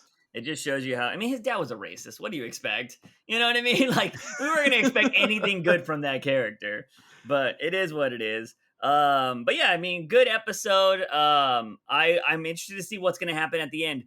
If you had to put a percentage on it, do you think we get a Blue Beetle nod in the next episode? What would be your percentage? I I want it to happen, Mm-hmm.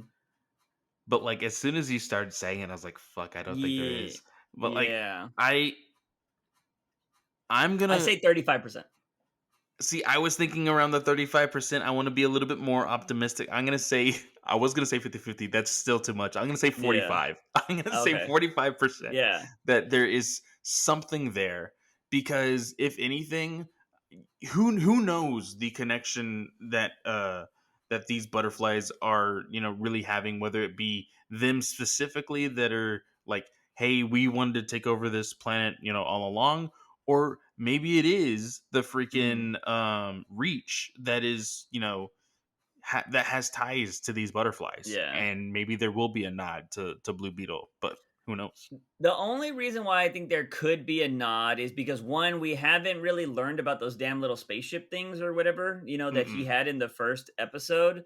And then the second thing is, let's not forget Blue Beetle was supposed to be on HBO Max only. So it could have originally been meant to tie together anyways. Yeah. So, And I will say this. Recently I can't remember the exact name of the director or screenwriter or whatever. Um there they made a comment about superhero films, and he's like, mhm. there's no one there's no, these superhero films are not important because honestly there's no fucking. Yeah. And James Okay. Gunn retweeted it Yeah. and said, "With all due respect, there is fucking." And he Yeah. showed the censored version of Vigilante, Peacemaker, and that chick in the bed.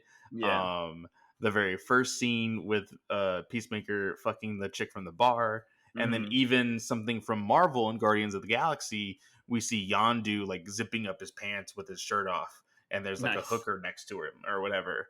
Yeah. Like, and like I'm like, dude, James Gunn like is not afraid to just be like, yeah, this is how I make my superheroes, you know? Yeah, for sure, man. I'm still waiting for, if we go to Batman and I don't see the Catwoman Batman scene on the Batmobile, I'm gonna be pissed that we had those leaked rumors a long time ago. But anyways, that is the Peacemaker review right there. We are gonna jump into comics because we do got a few to talk about. Now, there was a Valentine's Day special that came out that Clay didn't get to read this. It was called Strange Love Adventures #1. And I only wanted to read, I read only one story from this, and it was Ram V. So it was a story about Batman, and he was having to find clues because someone broke into a flower shop, and all they did was they smashed the windows and stuff, and they left flowers behind, and they were like, I was supposed to give this to you, because he goes and he talks to the store owner, and somebody put a question mark in flowers. So it's obviously Riddler, and he has to figure out, like, he's trying to solve this riddle.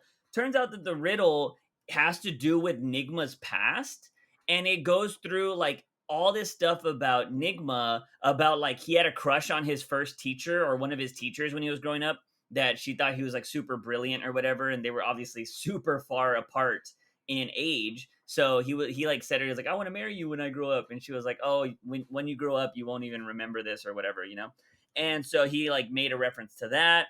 And then it turns out that Riddler was also an actor at one point, like on plays. So Batman goes, talks to this one actor that, during his college time, he was like, what was going on here? And he's like, oh man, he was all, that guy was brilliant, but it just seemed like his head was somewhere else. So he keeps going through all of these people to figure out like what the riddle is. He even goes to what this other person's name was, Quiz, I guess a former sidekick of his, was like a female version of the Riddler, and she was just like, I'm no longer Quiz, I'm so and so.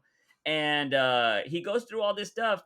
It ends up with him finding Riddler on a rooftop with dinner for two, and he's all what's all this about, Riddler? And he's like, oh, I just figured, dinner for the two loneliest men in Gotham. And like it was an interesting concept of like, he even gives him wine, and Riddler just talks about he was like, you didn't answer the last part of the riddle or whatever. He's like, oh yeah, it has to deal with this one girl who I see every single day, and I just don't have the courage to go ask her, like, that she is an enigma to me. And like it was just a very interesting story. And they like, Batman doesn't drink the wine that he gives him, but like he's just holding it the whole time. And Riddler's just sipping a thing of things. And they're just talking about how they're kind of both lonely and they don't want to be like that. It sucks pretty much. So it was a really intriguing little story. They actually do like a toast. Batman doesn't drink it, obviously, because that would just be kind of stupid. But I don't know. I thought it was just a random little story that I found intriguing. Um, but yeah, that was cool. Nice. But on top of that, let's go to urban legends because we got to see the continuation of that weird story with Zatanna and Batman. What did you think of this story? Did you read this, right?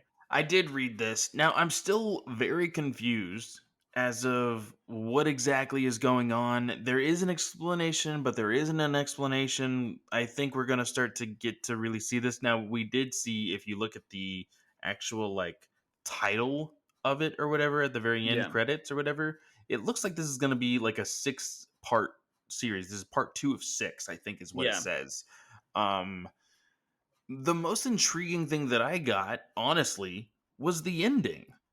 Hmm. It looks like this is a story where Batman doesn't know Constantine. and they don't know each other. Yeah. So this must be like really early on, if anything. In Um, like in the universe of the DC. I will be honest, I'm not entirely digging it because I'm a little confused by it, but I'm yeah. still going to try it out because maybe through more of this story there can be a solid ending. Yeah. And Yeah, it's like, very interesting. yeah, the this kid thing that comes out of this portal, like, fucking killed a dog, so I'm like, what the fuck? Like, Yeah, that was it, weird. it like, there's some intriguing things as far as like, hey, I want to know more about this, but I think Ram V needs to be careful with what he's doing with the very limited time that he has on these issues I don't think that to was tell the Ram story. V though, right? I don't It think is it's Ram Ram V. V. Really? The Mm-hmm. Zatanna story? Yeah. Huh. Go to the in the very last page. It shows the end credits and it shows the writer Ram V, Oh wow. That's weird. Doesn't feel like a Ram V story. which is why I'm Ve- like, what's going on? Yeah. Huh, I didn't know that. But yeah, with this whole story, it seems like there is some kind of connection here, and it seems like Bruce is pushing Zatanna away. And she was like, "We have to break this connection because it seems like that's exactly what you've been trying to do this whole time." So maybe That they're was a gonna bit have to. rough. Yeah, but Zatanna, I feel like hasn't. Well, it depends on what Zatanna you get. Like this Zatanna that doesn't wear the hat and everything always comes off more as a hard ass.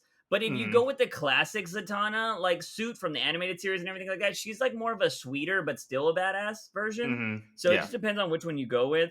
But yeah, I don't know. She doesn't pull any punches here with that for sure. But it does seem like they're trying to like talk about it, but they don't want to talk about it. So it would be really weird if he doesn't know Constantine and this is really early on in the DC universe, because then Catwoman shouldn't be such a big player here.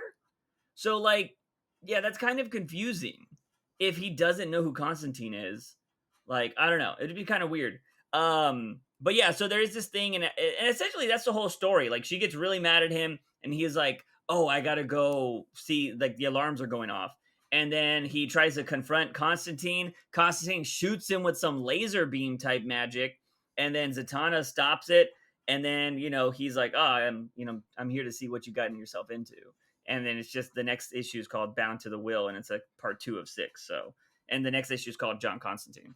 So yeah, not much to the issue, but I don't know. I'm interested to see where it's gonna go, but it isn't like a story that I feel like I would recommend to a bunch of people, to Yeah, be honest. and it's kind of, I'm not gonna No, say it's not. sad. It's not Ram V, man. You're What looking. does it I don't know. say? It says Vida Alaya. Oh, Ayala. Vita Ayala Yeah. is the Where are writer. you seeing? Okay. Oh, Ram V's the Poison Ivy story, man. Oh, okay. So Yeah, yeah, yeah. I was my gonna fault. say. My fault. Yeah, So yeah. it's Vita Ayala is the wait. Isn't The that who's writer. writing Catwoman right now?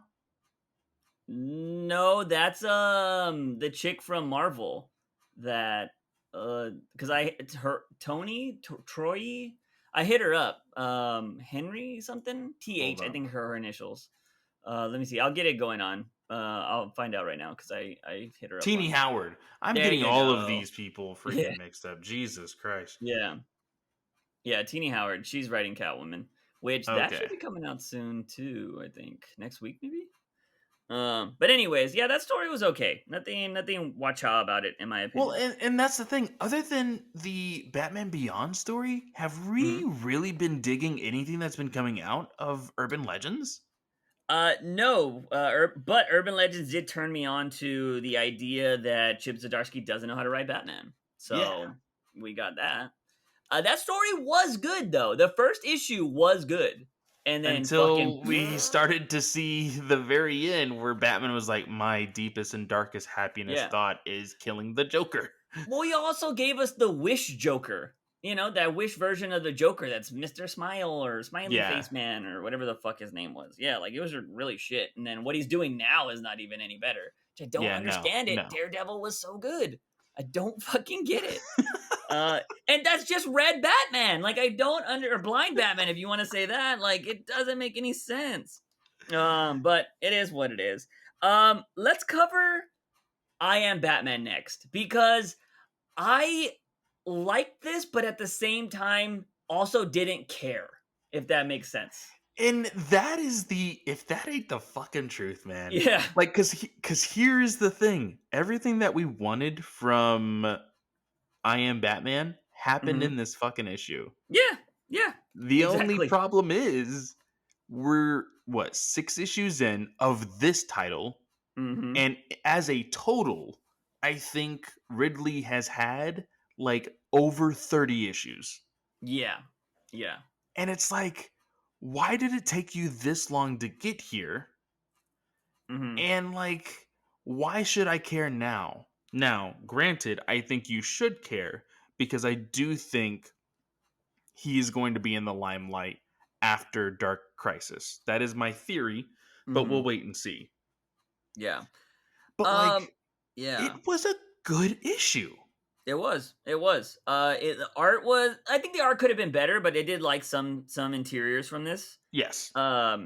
But here's the thing that did again, like it was a good issue, but I don't think the detective was necessary. Now, I Yes. think Now, she's what's only her here name? for love Chubb interest. or whatever. It's so Yeah. weird that she has that name. By the way, Ridley, what Yeah. are you doing?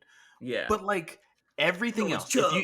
if you take out her story, because Mhm. even the fact that there's a point in this story where like the whole point of this is that everybody's noticing that Batman has come to New York Yeah. and the elected officials But want he's to get not the ahead. real Batman, which people point out immediately. Yes, Which yes, again just tells me like at some point he needs to drop being Batman and be himself or a new yes, person, yes. in my opinion. And the elected officials of New York are like, well, we need to get ahead of this. Mhm. Gotham is a shit show.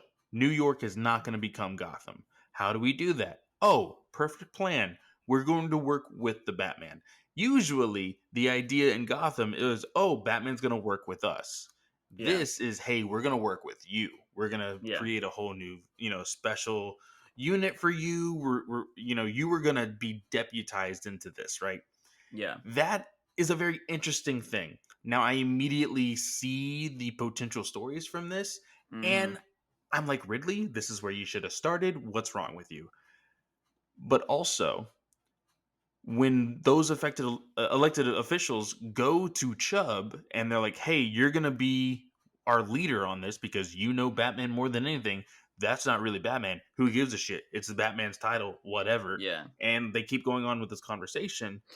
She's like, "Oh, well, if I'm going to do this, you're going to have to get my partner from Gotham to help me Yeah. because he." I'm like, "Then why waste our time with this? Yeah. Like it's not needed. The Like give us problem new characters, Well, please." and I totally agree with you. And he could have easily did this because right before we start hearing Chubb talk to this other detective deputy mayor guy, there is a cop that's like, "Oh, hey Batman, we can take it from here." And he's like, go for it. Like, why are I'm just here because it seems like nobody cares about this side of town." And he's like, "Yeah, well, we're understaffed and it seems like the bigwigs don't really care about the slums and stuff like that, but we live here, so we do or whatever." And he's like, "Well, I care about it, so they'll have a protector and I'm here to help." And he's like, "Cool, that's awesome, like we appreciate that you're here." That cop, that and he kind of looks like Gordon from the Batman movie, Jeffrey Yeah. Wright. So like you could have easily built up a person of color version of Gordon here with a beat cop that wants to work with Batman. Like just meets him, he's like, "Hey, I'm cool, we're cool, let's I want to help you." Cool. You could have just built up a new character instead of bringing some random person from Gotham. Like, because that was so out of pocket. Like, it just felt so weird to be like, "Oh yeah, I'm randomly getting transferred," and just, "Oh yeah, we're all randomly going to New York for a reason." Like that was just so weird. You could have just made a new cop character that's going to work with Batman. And so there was that. So I don't know if you noticed this or if you know about this, but in New York, like when there's that weird structure that looks like it's like beige and it looks like a weird like hexagon type building. I don't know if you see that. Um, it's Yeah, on a yeah, few pages.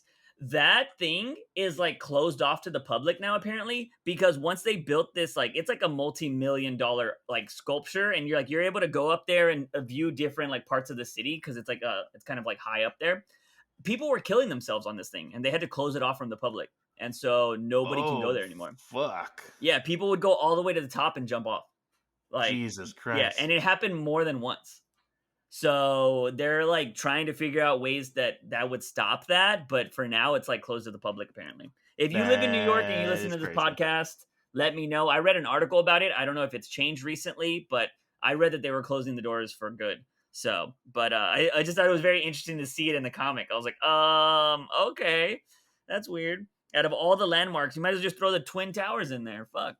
But yeah, I don't know. Crazy stuff, crazy stuff. But the one thing I also will say about this story that I wish they wouldn't do, but they're essentially going to make Jace's Batman just be Batman from Gotham because we already get the introduction of a crazy serial killer type character. Mhm. And we don't need that. Like, I think it would be really nice to keep the freaks and geeks in Gotham and in New York just deal with mob bosses. And like, you know what you can do is you can have the mob bosses be like, "Yo, we can't take care of Batman, so I hired somebody from Gotham." And And bring in bam. I legit thought that's the route they were going Yeah. because of like the comments that were made in the very beginning of this. Mhm. With the whole like, oh, they don't care about us. We've been really trying to clean up these streets or whatever. And I thought like, oh, well, Batman's here. He can Yeah. clean up these streets.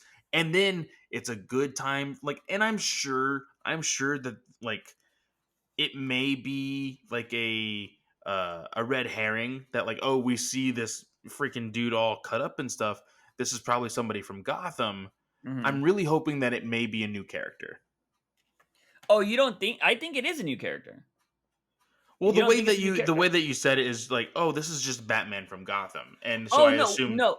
Yeah, so what I mean is it's essentially just they're doing exactly what we would see in Gotham. Like Batman, Bruce Wayne deals with crazy people all the time, like Zaz and stuff. What I'm saying is I don't want crazy spooky characters in New York. Because if they just start showing up, you're feeding into that whole thing of like Batman brings the crazy people out. You know what I that's mean? true. That's I true. would have rather had something fresh and new because again, I already don't care about Jace. So you need to give me a different story that I wouldn't get from Bruce Wayne. And so if you're going to just give me what Bruce Wayne is doing in with Jace's character, I don't care. I'd rather just read fucking Batman do it. But if you're going to give me a mob-centric crime story in New York, I'm interested in that. I like when Batman fights regular crime. New York has a lot of regular crime. I don't know if Ridley's from New York, but he could tell stories about New York and criminals from New York. That would be kind of cool. I'd be interested in that. But he's going to give me some crazy murderistic serial killer guy. And I'm like, there's plenty of that in Gotham. Like, I'll go oh, stay over here's there. here's Jace's Joker or whatever. Yeah, yeah, probably. Because, right, every Batman needs a Joker or some type of character like that. So, yeah, I wasn't a big fan of that per se, but, it is what it is. They got to try to sell books. But I would have just rather it been a grounded, which is our new fucking word here, a grounded version of Batman. No crazy freaks and geeks in it. Just like give me a good story where he's fighting crime because that's all he Yeah, said he wanted to do, right? He just wanted to make New York a better place. yeah, You don't need to and have crazy people. and I was actually having this discussion this past week about Jace. We Hmm. were talking about how messed up the timeline was and everything else, and this is kind of the way they retcon that and everything else. So when the line said in the very first issue, technically issue 0 of I Am Batman, Yeah, Jace says normal people have not seen Batman for about 6 years. yeah. What does that make you think of? I don't know. Batman died. That The Batman died. future state. So apparently, this individual, random person that I was I had a conversation with a friend of mine, a mutual on Twitter, and then Hmm. somebody else randomly came in and started conversating with me about it. Apparently, the way that's supposed to be read is that the random citizens of Gotham have never seen Batman in the last 6 years because he says normal people have not seen Batman. Hmm. And So like he's just back in the shadows again. exactly. And I'm like, this has technically been 80 years of Batman, and even in this reiteration of the New 52, because technically we're still living in a world, well, technically now, so we're living in a world where like every continuity exists and no Hmm. continuity exists. So technically all 80 years of Batman technically exist in a small little pocket, I guess. Like Yeah. we keep talking with as far as like Doctor Who, Hmm. people know about Batman. Yeah. There's no way that that can even be remotely possible. Even so, with the fact that a huge event inside Gotham happened, the Joker War Yeah. and the City of Bane, where you had not only Batman but other members of the Bat family show up. Yeah. So like Yeah. Doesn't make any sense it doesn't because make any sense, Jace's but that's family what the hates everybody because of intention Joker was War. apparently. Yeah. No, that's stupid. I don't agree with that. It's just bad writing. I'm sorry. That's all it is. Yeah. It's just bad writing. They shouldn't have done the 6 years. It makes no sense. That's And why it's like you got to reframe from age a lot of times. Like it's best yes. when you just don't bring age into shit. Like, you know what I mean? Well, like depending on what you're writing, right? Like if you're like, oh, this is a child and the child's going to be a part of it. Like, okay, they're a child. I can assume children usually they're not teens, so that's probably 12 and under, right? Yeah. But like when you start throwing like this happened 6 years ago, or like, and you're like, oh shit, we have a lot of stuff to connect in 6 years, though. Yeah, it's just bad.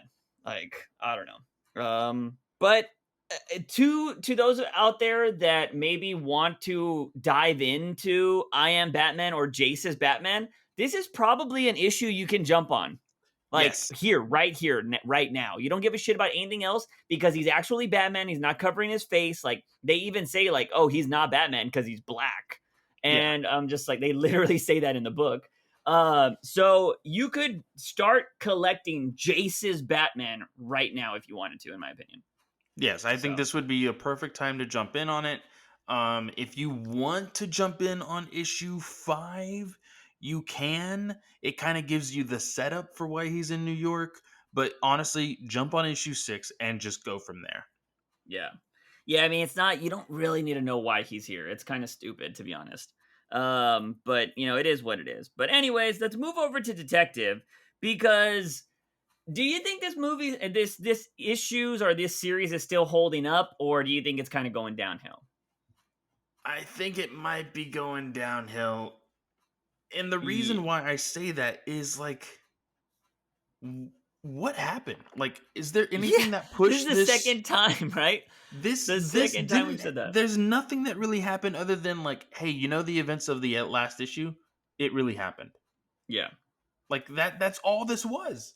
It was yeah, just, hey, this is from Dr. Meridian's perspective. hmm, Oh, by the way, they're controlling her too. Like, yeah, no shit, we already knew that. But yeah. they're like, oh, but we want to make an emphasis that they definitely controlled her in this one instance. Okay, Well, no, they're cool. controlling her now. Yes. Post the craziness. Yeah, Yeah. yeah. Um, yeah. Nothing happened in this issue. I agree with you. Like it was literally just a retelling of what happened. And now that we've had this happen twice, I think this probably should have been a bi-weekly story. Yes, I think so too because like the fact that you're going if you're going in the realm of like having to retell the same day because it says day 10 or day 19, I can't remember exactly what it was. It was Yeah. one and then a number that looked like a zero from far away. And so like the the only new material is the fact that the Bat family has found the drug known as numb, Yeah. which is being used on all the patients to have them more susceptible to the powers of freaking psychopirate. Yeah. That's it. Which in the previous issue though, we found out were sugar pills. So that's kind of confusing. You know what I Yeah, mean? Because yeah, remember, Penguin and everybody was pissed. They were like, "Hey, you gave us like fake pills. What's going on here? We'll find you." And Ware was like freaking out. And so them finding it, I'm like, they just found sugar pills. Like yeah, I don't, yeah, it's very convoluted in my opinion. There's a lot going on without really anything going on. I'm still waiting for Ware to die because you already showed me that he's gonna get thrown out a window. So like I'm just waiting for that. Still don't know how Dick Grayson and that one girl know each other. That Yeah, got because brought they up they again. they brought it up again, and I'm just like, Yeah. why do they keep doing this? It doesn't make any sense. Like nobody should know the identity of freaking of Dick Grayson. It doesn't make any sense.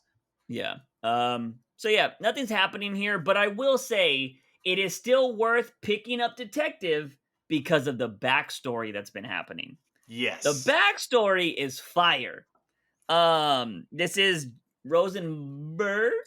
Yes. Yes, I got it. It's like 3 weeks in a row. 3 weeks in a row. I got it. But yes, so we're continuing the story of this kid, the orphan that we figured out what 6 issues ago already, I Yeah. think. This orphan that Batman came across. It started with the Joker killing his parents. Then he moved on to going to an orphanage and or being in Arkham. He met Harley. He met Clayface. He spent time with Scarecrow, all of this jazz, and now he's living with Penguin and he's working at the Iceberg Club or the Iceberg Lounge.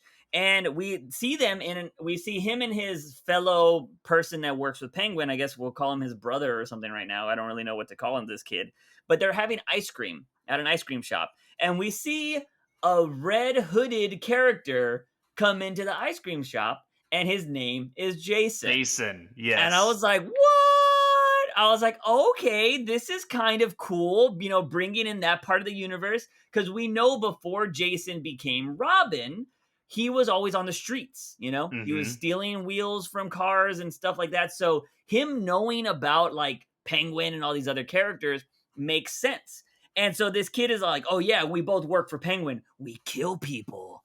And he was like, oh, y'all kill people? And he's like, yeah. And he was like, all right, well, I got to get out of here, man. And he was like, oh, you sure you don't want some ice cream? And the kid has like a wad of cash.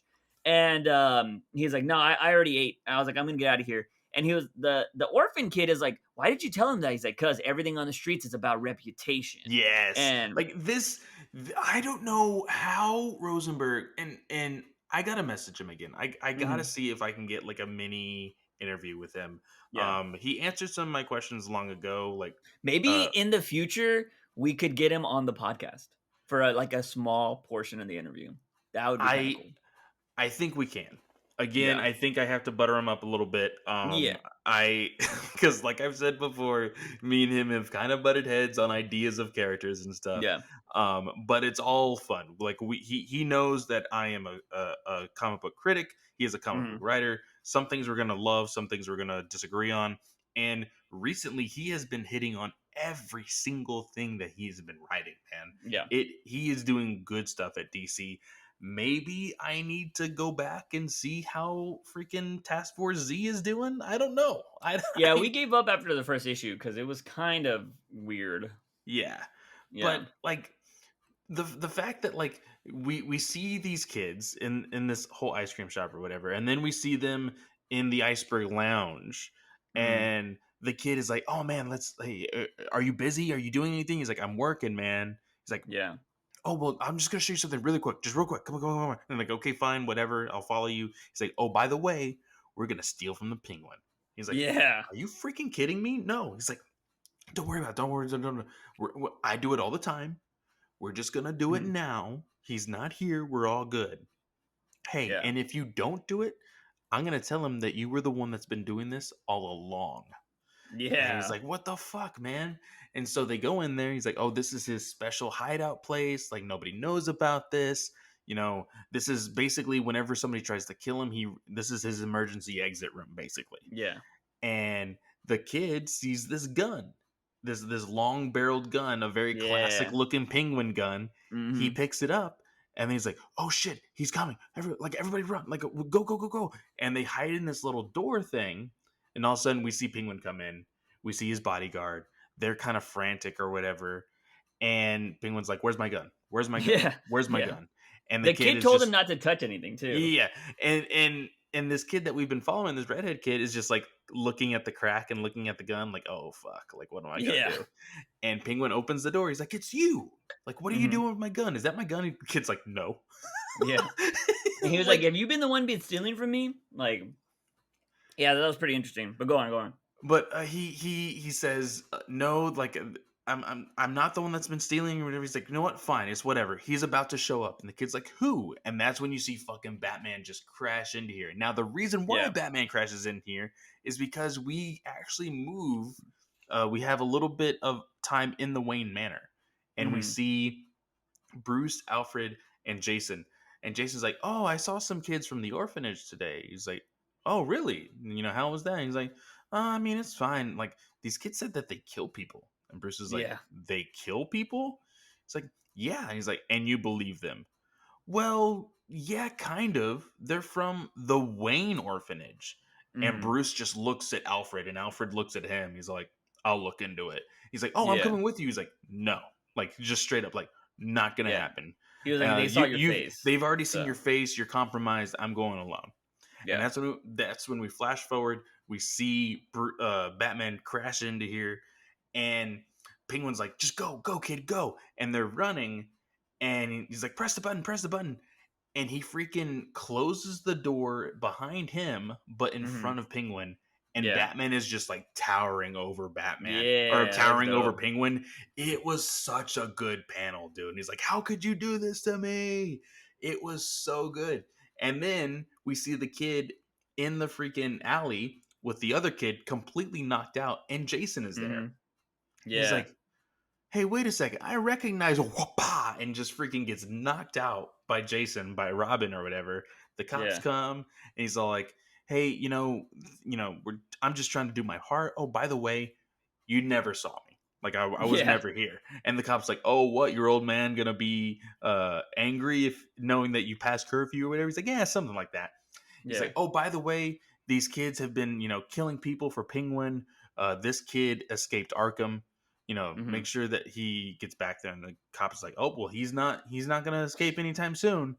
Yeah. And you just see this kid like, "Batman is recruiting kids. He's making an Yeah. army." Yeah, because he makes the assumption. He was like, "That's not the one I met before." He was like, "The one I met before was older than me." He was like, "This one's younger than me." He was Yeah, like, "Wait, Batman's recruiting kids," and I'm like, "How does this story keep getting better?"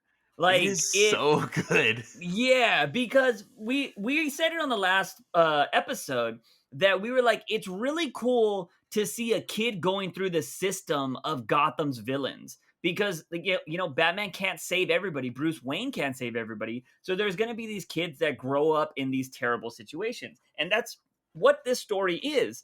And now you have this kid who does seem conflicted. Like it seems like he wants to believe in Batman or he wants to help Batman because he trapped Penguin, right? Like he's not a hardcore criminal, but then he notices like Penguin is using kids to get shit done, right?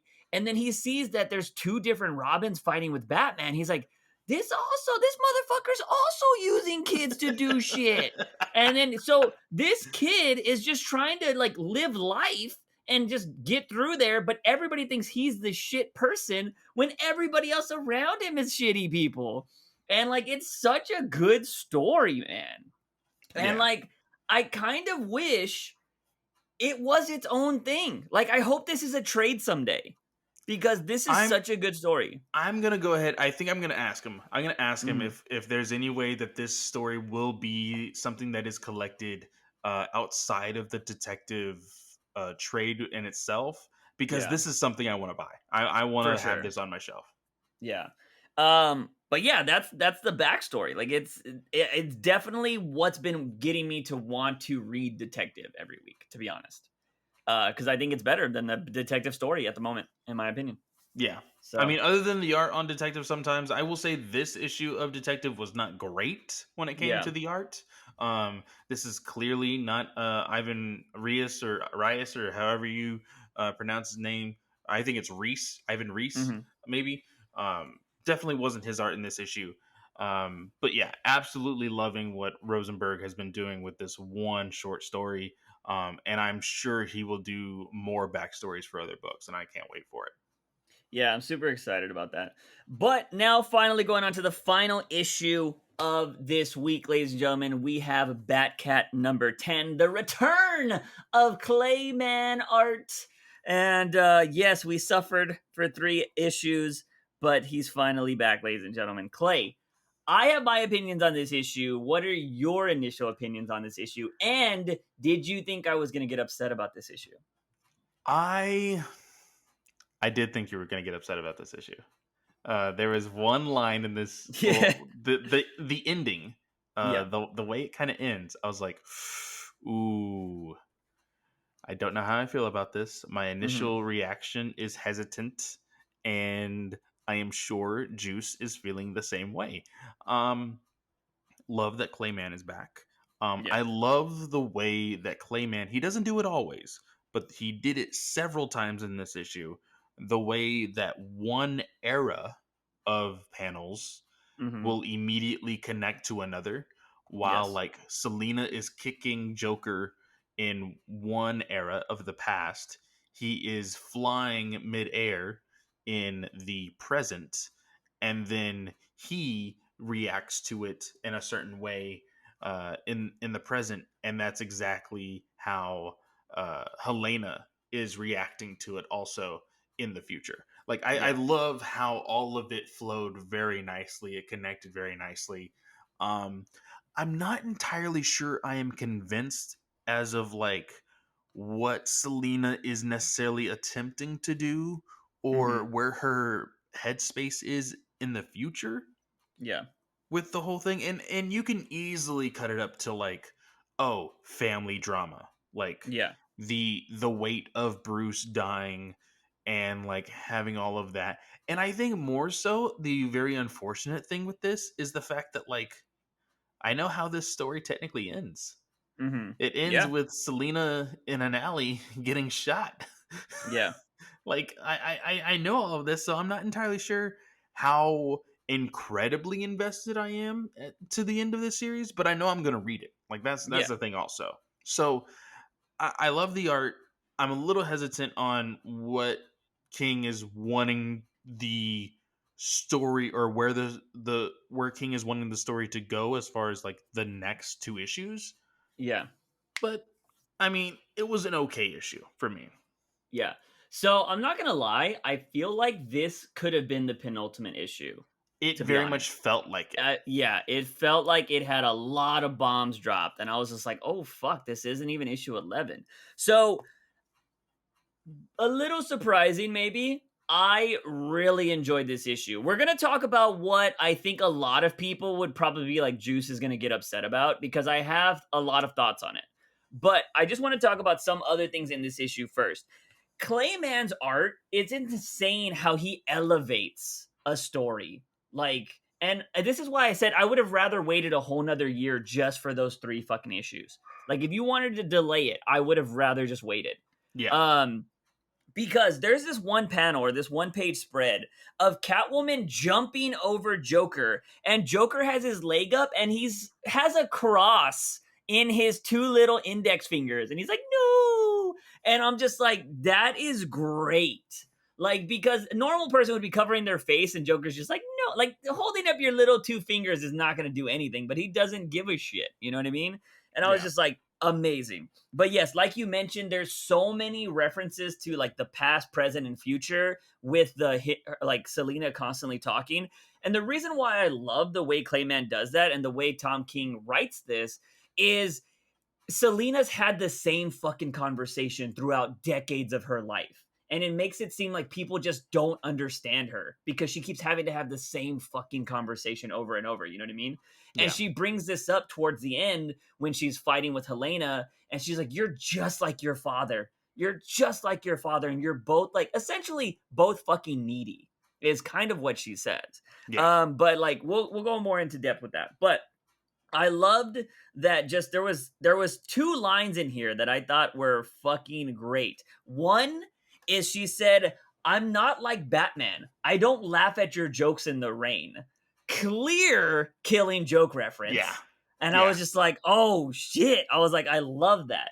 But there was another reference that kind of thinks, "Oh, that I think Tom King low key took a shot at DC here, and I loved it because it is Selena throws Joker through like a window or through a bunch of presents. And he's like, how dare you? I'm the Joker. He was like, I'm the only thing people give a shit about. And I'm all Yeah. like, oh shit. I was like, it's so true. And we've talked about it on this podcast. We are so tired of the Joker, but DC knows he sells. It's the reason why he has 12 issues of a book called Joker that has to deal with Gordon right now. Yeah. Like, it's because he sells. And I'm like, I'm so glad Tom King fucking wrote something like that, because it makes so much sense that Joker would think that. Like, he's the center of the world, and he thinks he's the center of Batman's world. There's another line in here that he's like, and I think some people are going to blow this out of proportion in some circles because they hate Tom King. But there's a line in here where freaking Joker's all like, "Oh, are you not pleasing Batman enough? Because like I Maybe bet I I will could please please him him." better. Yeah, I was like, I bet you I could do it. Like I could make him happy, and he might take some days off. And I was just like, "Oh shit!" I was like, "Damn." But like some people are gonna be like, So good. "Oh, Joker's gay, or Joker's this, or Joker does love Batman." I feel like there's gonna be a lot of people that go into that because there's this weird pocket of the Batman R34 universe. warning. Yeah, yeah, definitely. But there's gonna be like there's a pocket of people that think Joker is genuinely in love with Batman, and he like wants to be with Batman. But like it's just more of a psychotic thing when it comes to him. Like he does it to get under people's skin, you know what I mean? And that's what he's doing with Selena, because this is a fight amongst friends, right? A fight amongst colleagues. Like when you know something about people, when you know people's buttons and you want to piss them off, you press those buttons, you know what I mean? And Joker is pressing those buttons with Selena. And that's what I absolutely loved about a lot of this issue. But it gets to a point where when Selena is like fighting with Helena in the future, she's all like, "Why are you doing this, mom? It just doesn't make any sense to me. Like, dad's not around. Like, I don't get it. Why do this?" And he's like, "You just don't get it. Like, you don't know the truth, and your father would have never accepted this." He was all, "Joker's not crazy. He's just like your father. They're both men that know right from wrong, and they choose a side." And Helena, at one point, she's like, "So you're saying he's sane?" And she essentially says, like, "So fucking what? Who cares? Like, you still killed him." You know what I mean? And like, the thing is, I think that's where a lot of people are going to be like, "Oh, Juice is going to be pissed because he hates the sane argument for Joker," right? Yeah. Yeah. This is where, because I saw that and I was like, "Oh," I was King, you got me on thin ice right now, bro. It depends on where this goes. Because here's the thing.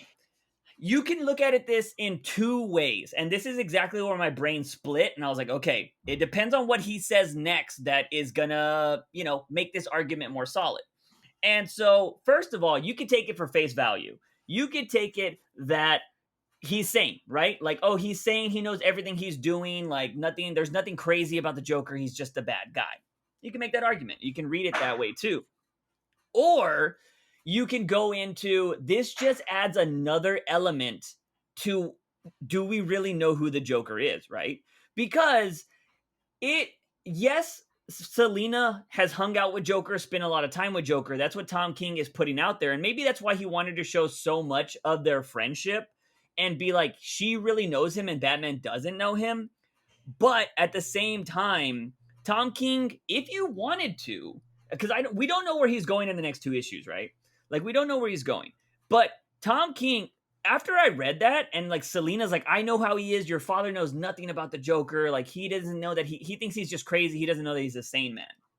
You could also do the argument that Batman comes out and he's like, "No, Selena, I know him better than you know him." Like, you know what I mean? Like, Yeah. I know him in this way. And so you could have Batman's perspective if Tom King wanted to tell that. He's like, "You don't know, like, you knew him because y'all pulled jobs together or whatever. I knew him in the darkest moments, like on the brink of death when we were trying to kill each other, blah, blah." Like, that's different. You know what I mean? It's a different connection. It's something you don't know. I've researched him. I know him. Like, you just knew what he showed you, right? Like, you can go into that whole thing that the Joker never showed Selena who he really was. But Batman knows who the Joker is because they've had so many battles and he's bested the Joker so many times. You know what I mean? So, like, it depends on how you want to view your own Batman universe, right? Because the one thing I hate about not about this in this particular issue, I hate the super sane argument, and that's what I want to clarify. Because I think people are like, "Oh, he's sane, Juice is gonna hate it." I hate the super sane argument, and the super sane argument is that the Joker is so smart that he knows he's in a comic book. I think that is stupid and ridiculous and dumb. Like, and a lot of people kind of say, like, no, it's not that far. It's just that he's so insane that he's sane and he just does things because he wants to do them. And Well, like, this is giving the insinuation, and of course, this is all this just the explanation from Catwoman. It's not necessarily yes. Joker saying it himself, so she Mm-hmm. could be totally wrong in her idea of who Joker is. Yes. But she is basically implying that Joker is a completely normal person Yes. choosing to be quote unquote insane. Yes. Yeah. And I don't know, like, do we really? I don't feel like it changes that much of the character, though, because everything Joker still has done, he's done. You know what I mean? He's just, oh, he chooses to do it. Like, you know what I mean? Like, Yes, my but I big. think it would be completely different, Juice, if, Mhm. like, let's say at the end of this, let's say that DC takes this to heart, Yeah. and we now see a secret identity of Joker I'd hate that. I'd because he's hate a that. normal person Yeah. choosing to be insane Yeah. on random nights to when he chooses chaos. Mm-hmm. You know, like taking it into that perspective, I'm like, Mm-hmm. hold the fucking phone. Like, if you're saying that he is normal choosing to be insane, Yeah. then he has normal tendencies as well. Mm-hmm.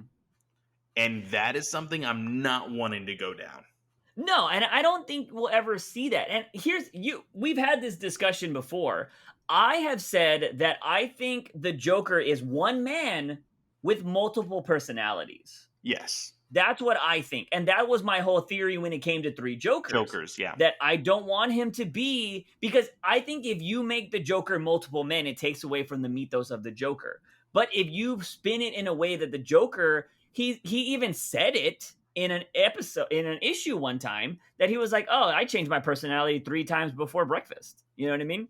Yeah. So like, I think it all depends on how you want to do this. And I feel like people that hate Tom King may just be like, oh, he ruined the Joker. He ruined it. He said he's saying it's, oh my God, fuck Tom King. Whatever. I think it depends on how you want to view this writing. I want to view it in a way that the Joker, he plays everybody. He fucks with everybody. Like, nobody knows who the Joker is. So maybe he got close enough to Selena to make her believe that, like, yeah, I'm just a normal guy. But in today's society, do you think if somebody did what the Joker did all of the time, do you think they would be classified as a sane person? Or is it just a test that somebody has to take? You know what I mean? Like, Yeah, that's true. that's kind of how I see it. Like, I do not think anybody in the real world would, if they saw a terrorist attack like Joker would pull off, would be like, ah, yeah, that guy is, you know, he's right in the mind. I think they would be like, he's fucking crazy. Like, that's insane. Like, who would do that? So it goes on to that because, you know, Joker, I think, can be, he if he had to just take a test to prove like he's sane, I think he'd pass it because he's super fucking intelligent. Like that's what he does. But I don't know. I think we're fucking with semantics here, to be honest. It's just, what is your definition of insane? What is your Yeah. definition of sane? You know? So the moment I saw that word, I was like, fuck, I'm gonna have to explain this on the podcast. Cause I know people, I've went on rants about the super sane thing before. And people are like, oh, Juice, yeah, it's because it's Tom King. Blah, blah, blah, blah. You're just, you know, like, I figured that. But I wanted to explain it. I think it's going to be a matter of perspective here. But I don't think it hurts anything like that. But I would agree with you if they start going down this thing of like, oh, he has an identity and he has a fucking 9 to 5 and all this bullshit. That would be fucking garbage. Yeah, That would be I terrible. definitely would not really Yeah. want that for the Joker at all. Yeah, I would hate that. But I think the way Tom King wrote this, it's just another way to get you to think, like, who is the Joker? Like, we don't know anything about him. And I think it was he got close to the line, though, is what I think. Yeah. But again, it's all about perspective. But I want to pull this back to Selena, because we have this whole idea of Selena where she was going to kill the Joker at one point. Like she was ready to kill him when he blew up that bomb, and we still don't know if Phantasm's dead or not. She was lying on the ground. We don't Yeah. know she's dead. She had all her body parts. It seemed like it. There wasn't blood around her, so she could be unconscious the way Batman was unconscious. And like, I think she was gonna get her throat slit, so maybe that didn't happen. But anyways, I'm going to assume until I see a body that she's still alive. But what I enjoyed about this was Selina was having this back and forth with Joker this whole issue, and they were Joker was just egging her on. He was like, "Oh, you're not a villain. You used to be fun. You're trying to be a hero now because him and blah blah blah." He was like, "Y'all, y'all fucked and all this shit, and now you're different, and it sucks. Like we used to be cool." And Selena's like, I should end this. I don't know. Maybe I am a hero, and when it comes to the moment that I need to kill you, like I'm gonna hesitate and I'm not gonna do it. But she was saying like right now, I feel like I want to bash your brain into this to the ground, And she Yeah. has a candy cane and she's about to do it. Like as this is happening, it's one of the past Jokers doing a snow angel. Fantastic imagery. Fucking loved it. And like Selena's like, I'm gonna bash your brain in. And what happens is this is kind of going in between the future and the past with Helena fighting her mom. And Selena's like, I'm gonna kill you. And then you see Batman come out, like wake up from being unconscious, and he's like, Selena, please, like, don't. And she goes on to say that like this is when she tells Helena, like, you're just like your father. You both need something. Like you both want me to say yes, and I have to tell you yes because it's what you need. And Selena's getting to this point, it feels like, that she's never able to be herself. Like she's always living for somebody else, is what I'm getting from this. I don't know what you got from this. But like it feels like she lives for other people and she can never be Selena. Because Joker thinks she should be one way. Batman thinks she should be one way. Her daughter thinks she should be one way. But Selena can never be Selena. Yeah, And and I think that's what, like, the when it went to the argument with Helena, she was yeah, like, "You got everything. You had a fucking castle. I had a fucking garbage freaking alley. Like, yeah, we are living completely two lives, and I can't basically just be pretending anymore." And you start to really feel it in that way of like, she really, like, never, apparently, according to the special, although we hmm, were very polarized with the changes of quote unquote Catwoman history with that, yeah, like, she has never really been able to be Selena. yeah, Like, once she was out on the streets, she had to be somebody to survive. She had to be this new individual just to survive. So she really hasn't been Selena since she freaking left that orphanage. yeah. Yeah. So this is the last final pages, which is really the big thing here. So after the confrontation between Helena and Selena, she was like, I think that means he owes me because she told him like, please don't kill, right? Like that's what Batman's promise is. And he was all like, he has a debt. He has a debt.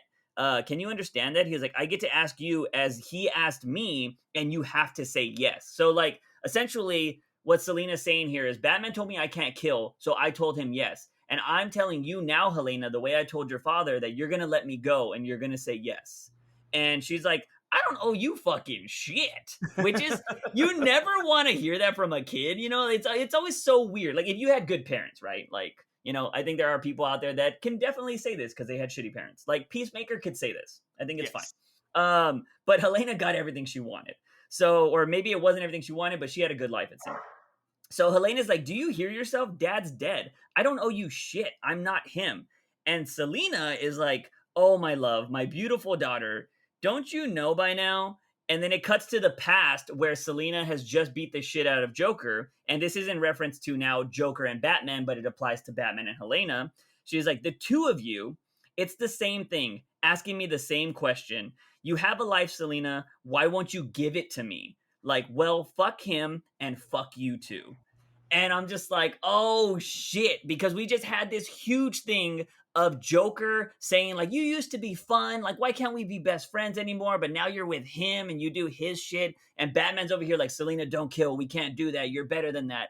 and she doesn't get to live her own life. She's Yeah. constantly being told she needs to be a certain way. And I'm like, fuck, this was great. Like, again, this is a Catwoman story. And Yes, so I yes. would love to hear Batman's perspective on this at some point. Like if Tom King wanted to write a one shot down the line and reference some of the stuff in this Batcat special later on, I would love to hear that. Or fuck, if I got the opportunity But to I write think this we've already later, gotten Batman's perspective in the holiday special with the whole thing with like, oh, do you remember that diamond? And well, I got it for you. Like yeah, yeah, there's that one little inkling that kind of tells you that he how doesn't Batman understand her. that he doesn't. Yeah, exactly.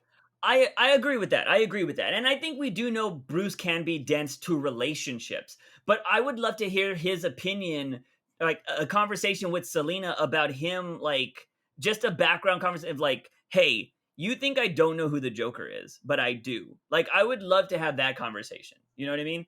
Uh just because I think people do get set in their ways and they'll be like, "No, I know how he is, you don't." And then Batman, the way he is very stubborn as well, could be like, "No, I know how he is," and they just don't agree on it, right? Like the way they don't agree on the boat or the street or whatever it was, like that kind of conversation. I would love to see that, like just Batman's perspective of like why he knows the Joker and like he knows that the Joker doesn't tell the truth or whatever. You know what I mean? I Yeah. would like to hear that. But this is why it blows my fucking mind that DC won't keep these characters together, or it seems like they try to pull them apart because Tom King is really the only one that's giving us like a look into their relationship. When you could dive so deep into the trauma that both of these people have and how they coexist together as a couple, you know what I mean? And like, don't understand why people are scared to tackle that, except for Tom King. And I'm like, bro, just keep them together and tell more stories like this because this is fucking great, in my opinion. Um, and yeah, I don't know. I fucking love the issue. I understand that people are probably like the super sane thing. I think I will hear people bitch about at some point, but I'm very curious about what's happening in the next issue because we have the tease of the cover with the wedding ring. So what's gonna happen there? Like, and Interested to see. Oh, can there we go. There we go. Sorry yeah, I about was that. gonna say your mic went meow I in the went back. really down. My dog is Yeah, kind of going crazy, and I apologize for that. But I do want to know with the reactions of what will possibly happen in the next issue. Hopefully, there is an actual like for sure thing that people can say, "Hey, they got married in this book, yeah. officially, quote unquote." If that positive reaction can change something in main continuity. Yeah, I feel bad. Like, dude, if they get married in the next issue and Teenie Howard is still kind of pushing that weird story possibility with Catwoman and that other guy, which I don't think it's gonna go that way, but if that happens, she's gonna get eaten alive. Like, because people are gonna be like, they just got married. What the fuck are you doing? Yeah, Ah! it's gonna be wild, and that's why Yeah, I think that like there needs to be conversations happening as far as like, hey, we kind of see this going this route in this Batcat book. Like maybe yeah. you can tease at some distress, but it definitely needs to be that they're in a relationship. I am going to literally right now tweet Joshua Williamson and ask him if he's going to bring Catwoman into His Batman. run. Yeah, what is his? Is it? There's so many. Joshua's such a Well, generic name. if you type in So Joshua Williamson, you'll just see the bat symbol. Like that is definitely Josh. Okay, Williamson Josh is his thing. All right. But yeah. Anyways, I love the issue. But I'm a Tom King fucking fanboy, so I'm pretty sure that's not a surprise to anybody. But yeah, I don't know. I'm kind of interested to see how did this compare with what Raphael was saying, though. Right? Wasn't he trying to like? He just said that it like define it impacted the story that much more. Let's see here. He says, I know that maybe this issue does a couple of things that you don't like, and that on top of that, King has shown himself against this. Uh, but I feel the dialogue has been very rich. I don't know exactly. I'll have to see. Raphael, I know you will listen. Now that we have actually talked about the issue, clarify for it a bit, so we can have that discussion for sure. Yeah, for sure. I'm messaging Williamson right now. So if you're hearing typing, that's what's happening. But that is it for the podcast. Clay, what do you got going on this week? So hopefully everything goes perfectly right in the next 2 days, 2 or 3 days, and I will be in my new apartment.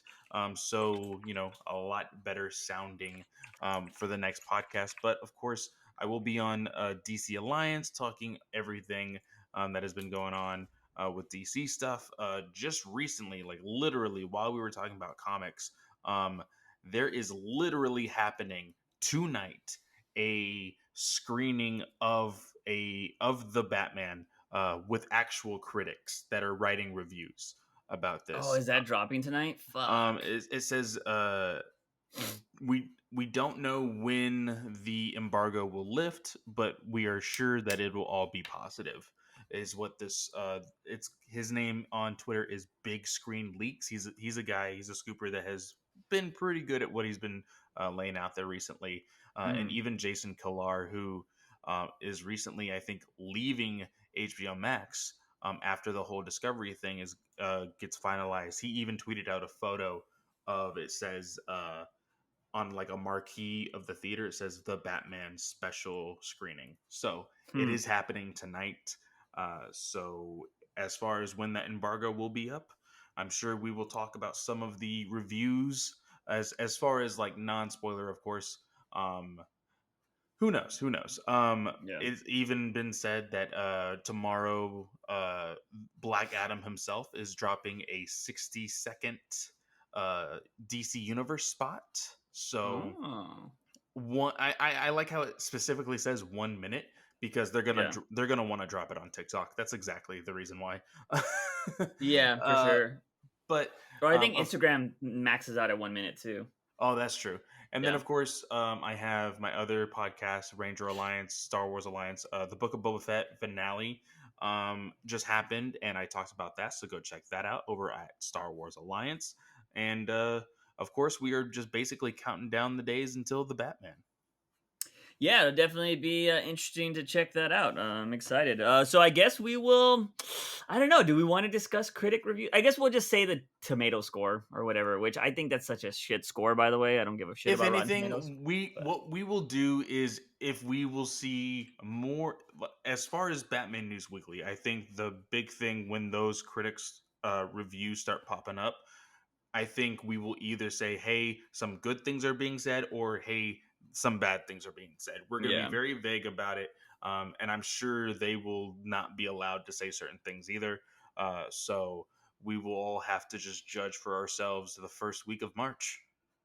yeah, it'll be very interesting. Guys, if you guys want to check out my content, I've been dropping a lot of stuff on the reaction and the gaming channel, so definitely go check those out. I don't post that much on TikTok anymore.